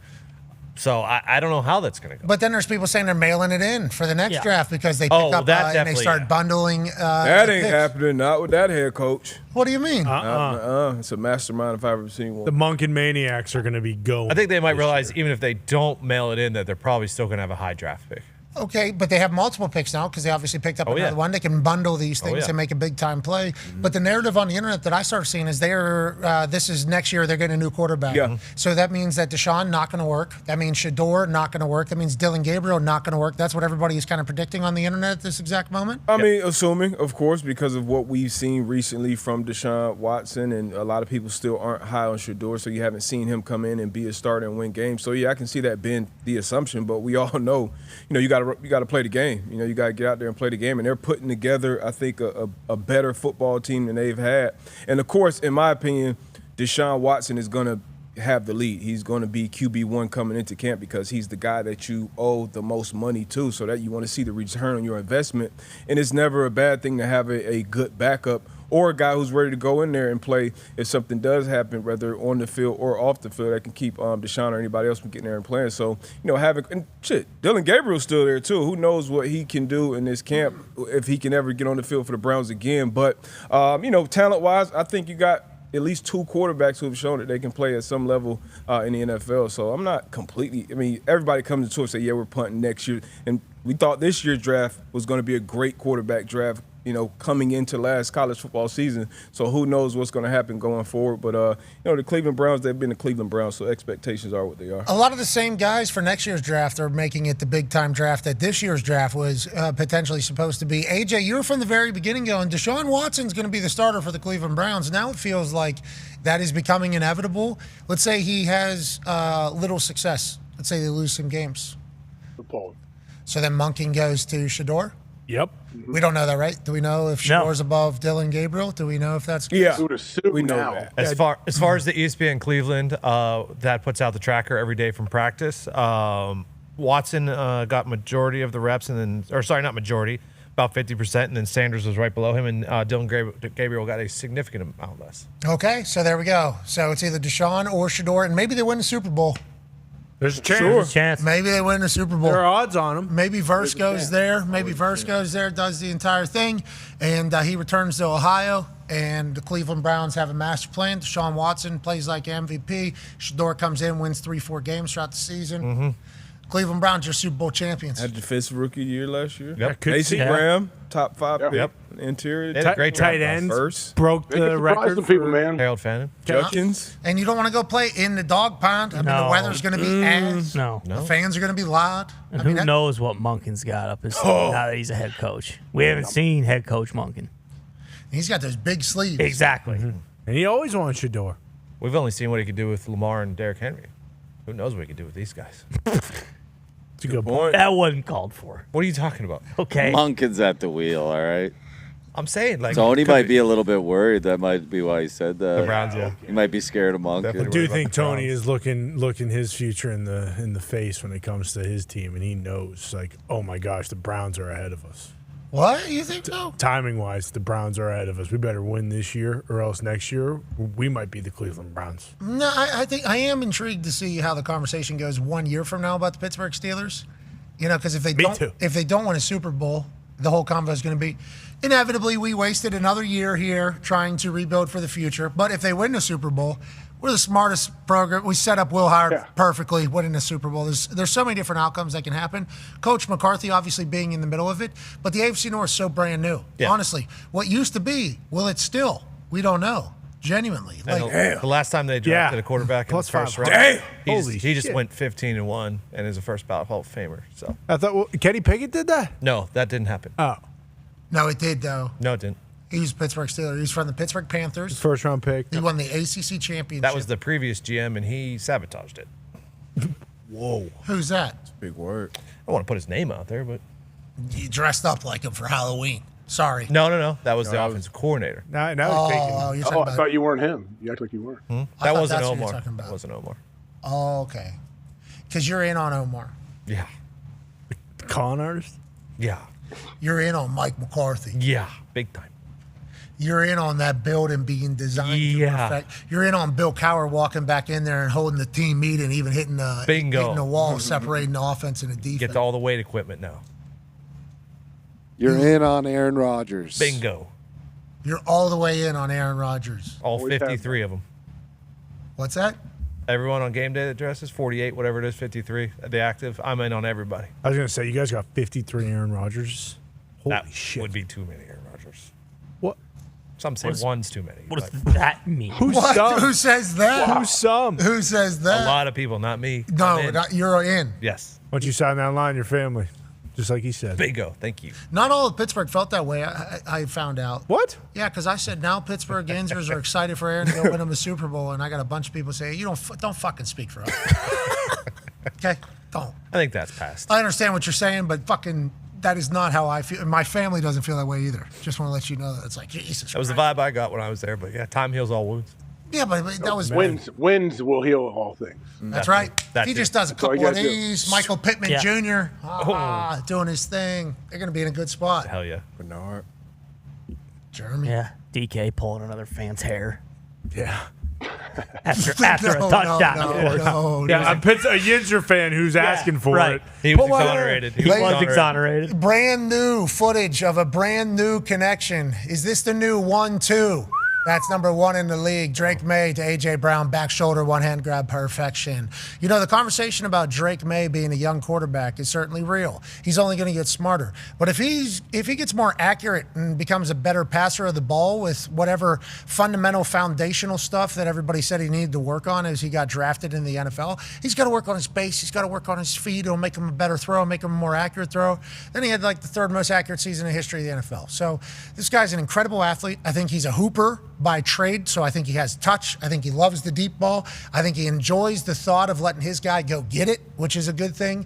And A.J. Brown and he, I think, are going to be a monster tag team across everything. And D-But, you see that just right there. It's hard not to get excited, I assume. It's hard not to get hard if you're seriously Patriots I'm bricked up. I could imagine you doing that because that's just the first connection of many we shall see over the next, 5-10 years? There's other videos yesterday where people were bricked up. What? Videos that? Fuck, you watching porn lately? Huh? No, just some people that have been in the news, videos leaking of them. I haven't really seen anything, just screen grab. Oh, okay. What I'm sure you haven't seen anything, okay? But I'm happy to hear that you got it all figured out over there. I hope you learned. I hope you got to the bottom of all of it. Okay? I hope you got to the bottom of all of it. I don't know what's going on, actually. Me either. Like we're talking ball. Yeah, what the hell? Yeah, we were talking about the New England Patriots connection to A.J. Brown. I am too. That is not what you're talking about. Just a quick segue into, topical things. Super topical. Thank you for doing that for us. That was an insane takeover of the algo. That seemingly was everywhere. We're learning a lot about a lot of people. And a little bit about a lot of people, too. There's a whole type of thing going on. But, Drake and A.J. Brown. Okay, Drake and A.J. Brown. What is he talking about? Let's talk about Drake and AJ Brown. Okay, this is over my head, I guess. Really, your algo hasn't force-fed you? This is unlike your algo. I'll be honest. I've been in the middle of Arsenal soccer algo, and I don't know how the hell I got there. I think Arsenal soccer somehow found a way to tie it in there. You'll find it. Yeah, there would have been some footy ties. Somehow it would have found a way. Some people send you the memes. Oh, maybe, you know what? Keep your algo pure right now. Mine is all ball. Miles Garrett, Me too. AJ Brown. Yeah, I don't know what these guys are talking All ball, huh? That's all crazy. ball. No yeah, nuts. okay. Yeah, fascinating. Let's get back to Drake and AJ, please. And his half-ass drill, not even putting up 2 hands. I mean, look. I didn't see that. That happened? Right here. I did not see that. This did happen very recently. Oh, this I video, saw that. This video is from today. Okay, as Drake and AJ Brown. Can't wait to see it. Cannot wait to see it come September, and everything you talked about with all the concerns that people had about Drake May coming into the league, as far as the fundamentals and all. I never saw Drake May being like what did you say, the third most accurate season? I never saw that for Drake May. I saw him being like almost like a Big Ben type prototype, Josh Allen maybe, making those big time plays. But if he can continue being this accurate quarterback, this deadly accurate quarterback from the pocket, we know he'll still be an athlete for the next decade. And then they continue to put weapons around him. As long as they take care of the trenches and they can actually protect them, we know Vrabel's going to take care of the team, have the defense on point. I mean, the sky's the limit for the Patriots for the foreseeable future. Unfortunately, because we're going to have to hear comments mouth for the next, 10 years. Yeah, definitely do. AJ, do you think AJ Brown feels a sense of having to reprove himself? Like right there, that's his first time on that field right there practicing. There's so many new eyes on him. Obviously, all the Patriots history and Patriots lore is looming, I assume, all around as it's a museum, a celebration of championships, maybe the greatest dynasty in the history of sports whenever it's all said and done. Do you think there is a sense of, okay, I got to reprove myself to everybody here that is great for greats to have to experience?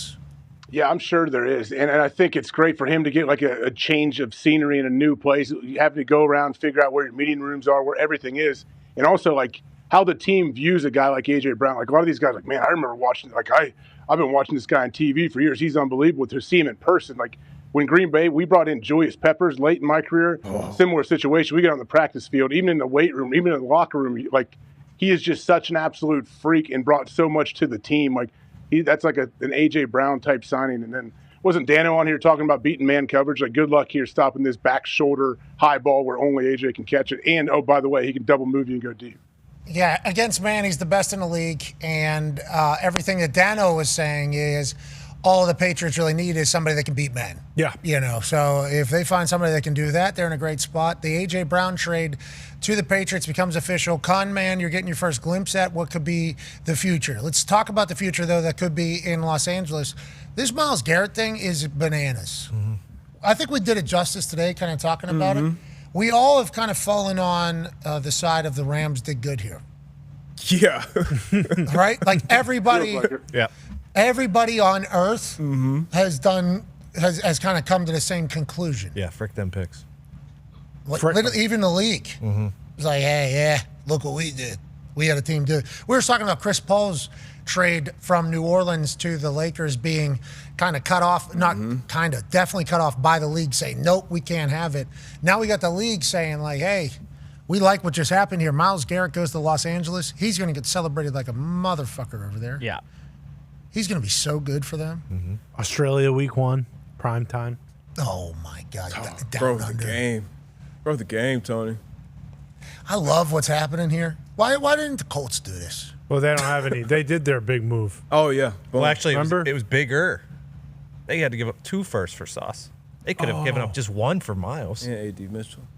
Wow. Oh, yeah. We didn't need that. You asked. Journalism. No, but I did see Foxy got super excited. Foxy brought up, he had his entire team make a graphic out of it. I didn't love this. Colts paid a higher draft pick price for Sauce Gardner than Rams did for Myles Garrett. And A.J. Brown, the Patriots paid for. So it's the beauty of the league. You know, everybody does it their own way. We saw Seattle. Seattle just went on a run. Snyder just built another team. He went and got Sam. Yeah, went and got Sam. 8-1 When at Sauce the is time. healthy, this I will mean, work can't out. predict the future. Yeah, and situations are situational. Exactly. We needed Sauce. Still need Sauce. Can't wait to watch Sauce this year. Didn't get to see much. Obviously, last year got an unfortunate situation while the entire team kind of got hurt. Sauce is going to be just fine. Young, too. Sauce is going to be just fine. Super young. He's going to be here a long time. Oh, yeah. But I didn't like you, Foxy, just bringing that up 100 times last night and today. I didn't Yeah, well, you could be on the other side where you have a team that has a lot of young guys, a good quarterback, a good coach, and they don't make any moves in the free agency world or trade world. So that's kind of where I am at with the Detroit Lions. I don't mind it because I like our guys, but, a lot of Lions fans are not happy about it. You like your guy. Well, it'd be nice. We have Aiden Hutchinson, and why not go get a Myles Garrett? Oh, I thought why you were gonna say not go trade get a Hutch. Micah Parsons? No, I would never say trade Hutch. Hutch is Sure. the core of the team. We love Hutch. Do we think Aaron Donald's coming back? Maybe. 50-50. Interesting. I liked what Dano said. 60-40. Yeah, November. After what he texts you, I was already thinking it yesterday, and now with that confirmation, can that fire get and I mean, I know you guys are saying, or Dano was saying October, November. I could, why not come back? Yeah, why not? He loves probably the building and facility. You can do the Right after they get back He from don't want to go to Australia. camp. First 6 games, you could just do third down. Or maybe go to like the last 2.5 weeks of camp. Yeah. After Australia. Mid-August. After Australia. Yeah, there you go. He doesn't want to go to Australia. Bow out of Australia. Australia, though, first game of the year, if you're post 5 years, your entire year's salary becomes guaranteed if you're first game active. So, Aaron Donald's certainly going to be worrying about whether or not the salary's guaranteed. Yeah, they're not. What's he coming back for? Aaron Donald's just going to come play for nothing? 15. Well, do they have it? Yeah, that's a good question. It feels like they got a bottomless pit. They could find it. Because if he was going to be retired, listen to the way we're talking. This is a salary cap league. People in baseball are like, no salary cap. It's like, listen to what we're saying about this team right now. They just signed Shohei to a 7-year deferral. Yeah, That's what they just did here in Kroenke's team. But they probably could do that too. They could give him a 4-year, $120 million deal, like the Bills did with Von Miller, and then you pay him for 1 year, and They then got all those 16 other million. years. They got $16 million in cap space, looks like. There you go. He's still under, or they have his right. Yeah. He's still in the Yeah, that's how it contract. works, right? Or no? Yeah. And then does his contract just pick right back up right there? That's a good question because he was. That's going to be a huge. Yeah, he was one of the highest paid, I would assume. Yeah, but back there. he retired 2 years ago. The highest paid. I bet he's still like 20th at this point with what his contract was. How about the inflation of the league? It's insane. It's crazy where the league's headed. It's only going up Yep. as they do more global stuff. And there's people that don't like it at all. Shrink the game, people. Yeah, shrink the game. People making graphics on ChatGPT or Claude every day to kind of get their message across. Like, do we need more people? We don't, actually. We've decided. His contract expired. He's a free agent. Okay.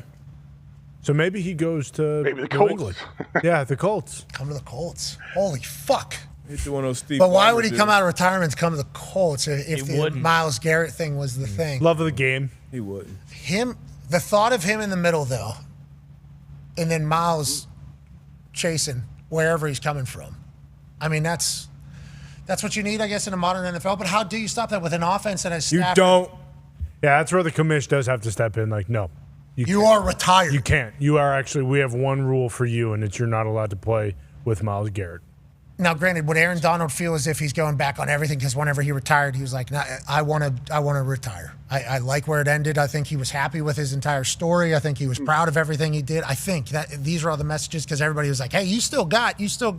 And he was like very proud of the decision to retire, but also very comfortable and confident with the decision. So I think that would be a huge thing for him to change too, Wasn't part of it too, though, that like this just isn't challenging for me anymore. Like it's not hard. Every time I go out there, I just fucking dominate. Like I'm good with what I did. I'm arguably the best player ever. I'm gonna take 2 years off. I'm gonna come back and I'm gonna see if I can still do it the same way. So maybe he does get that fire. in his gut. Whole nother story to be told. Exactly. Like, hey, you stepped away from the game for 2 years. Yeah. Still got it. Right.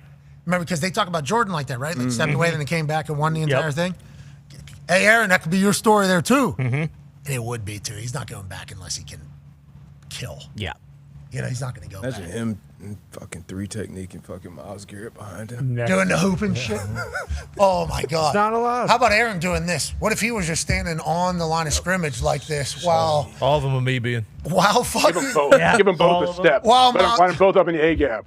Have them Double A both gap hooping. pressure. Have them both hoop. Imagine an offensive line. Oh, just faking injuries left and right. What the fuck, man?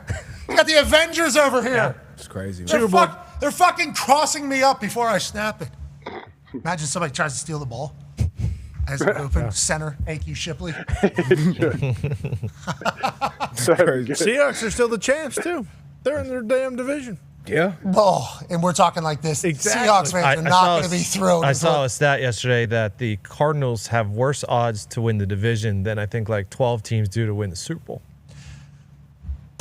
You can see that, though. They don't have a Not a lot of quarterback. hope out there. Jacoby Brissett's still out to lunch asking for more money. You understand? We don't know if he's out at lunch. He's at the gym. Yeah, maybe. plus 10,000 I figured wins. Jim at noon, he's eating now. To win the division. Fucking working. All right, let's get out of here. Let's get back tomorrow, boys. Hey, let's get some points on the board here. Let's get some points on the board here. Come on now. Hey, listen, if you're 21 years of age or older, we are talking to you. So we're not going to be assholes here. Okay. Okay? You're not trying to become a rich person with one bet. No. Won't happen. Okay, and there's limits on what you're allowed to bet. We're doing this strictly to enhance the viewing experience as we watch two teams that are not our home teams battle it out for something that is obviously very special. If you'd like to ride alongside of us, Mitch Marner, 1 point. That's easy. No problem. First period. Let's get a power play. Seth Jarvis, 1 point. Come on. Come on, Come on, Jarvie. Sethy. I hope his boys. Come on, Jarvie. It's an It will assist be. or a goal for either of them. Okay? Just need something. Just need to get on the score sheet somehow. Doesn't even have to be a primary assist. It could be a secondary. Yeah. Be the person that touched the puck before the person that touched the puck that scored. Dump the puck, pass, goal, assist. Bingo. That's Jarvie's voice. That could be Jarvie or Marner. And if it is, we will all be very thrilled here in the Thunderdome. Mm-hmm. We've boosted it to plus 175. It was plus 120-ish. Sure. So that's 55. That's not bad. No, It's great. all. Not at all. It's great. We'll take that. All day. And let's get some points on the board. Please. Let's open up the top. Let's open the bucket a little bit. Exactly. See it go through. Yeah.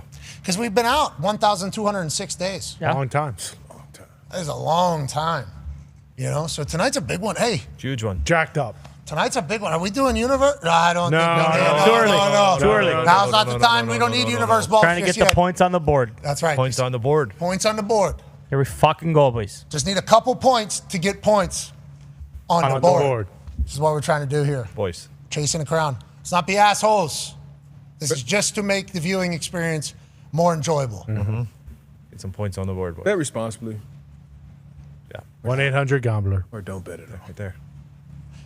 And we hope that you will have the greatest night of your life. We'll be back tomorrow.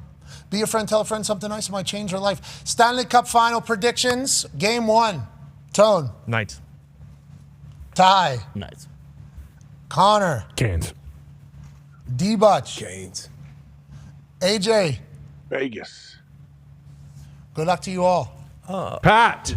Jarvie, Marnie. Point. That's all that matters. Okay, Points on the board. that is what I'm Amen. pulling for. A crown. A crown. I love those Caniacs, though. You've been in the change room with the boys. Boy, I love the Golden Knights as well. You shook Stoner's hand. We almost sponsored the patch on our jerseys. Yeah. Very close. One of Ty's heroes. Yeah. Would have been in the Stanley Cup. The hero. Oh, yeah. Yeah. Let's enjoy it, boys. This is what they're playing for. Right there. Just bigger than this. Just 15x. 12 to Yeah. 12 to 15x, or maybe 16x. Right here. Imagine it like this. Yeah. And then about Bears. 6, 7 of these. Yeah. Here we go, boys. Here we go, boys. Here we go, boys. Here we go, boys. Here we go, boys. There's like 5 of these. And then there's like 4. Couple here we go, boys. And then 3 up here. Yep. And then up on the top, there's a big. Yeah. Yeah, just a little Here bit. we go. Yeah. Here we go, boys. Here we go, Here we go, boys. boys. Up at the top.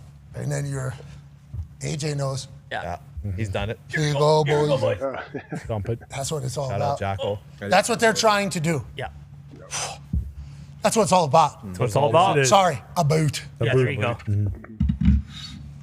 Let's get some points on the board. Let's get some points on the Here board. we fucking go, boys. Be a friend, tell a friend something nice that might change your life. We're back tomorrow as the NBA Finals tips off tomorrow. Wow, what a great time to be alive. You all are the greatest. Team on me, team on three. 1, 2, 3, team. Goodbye.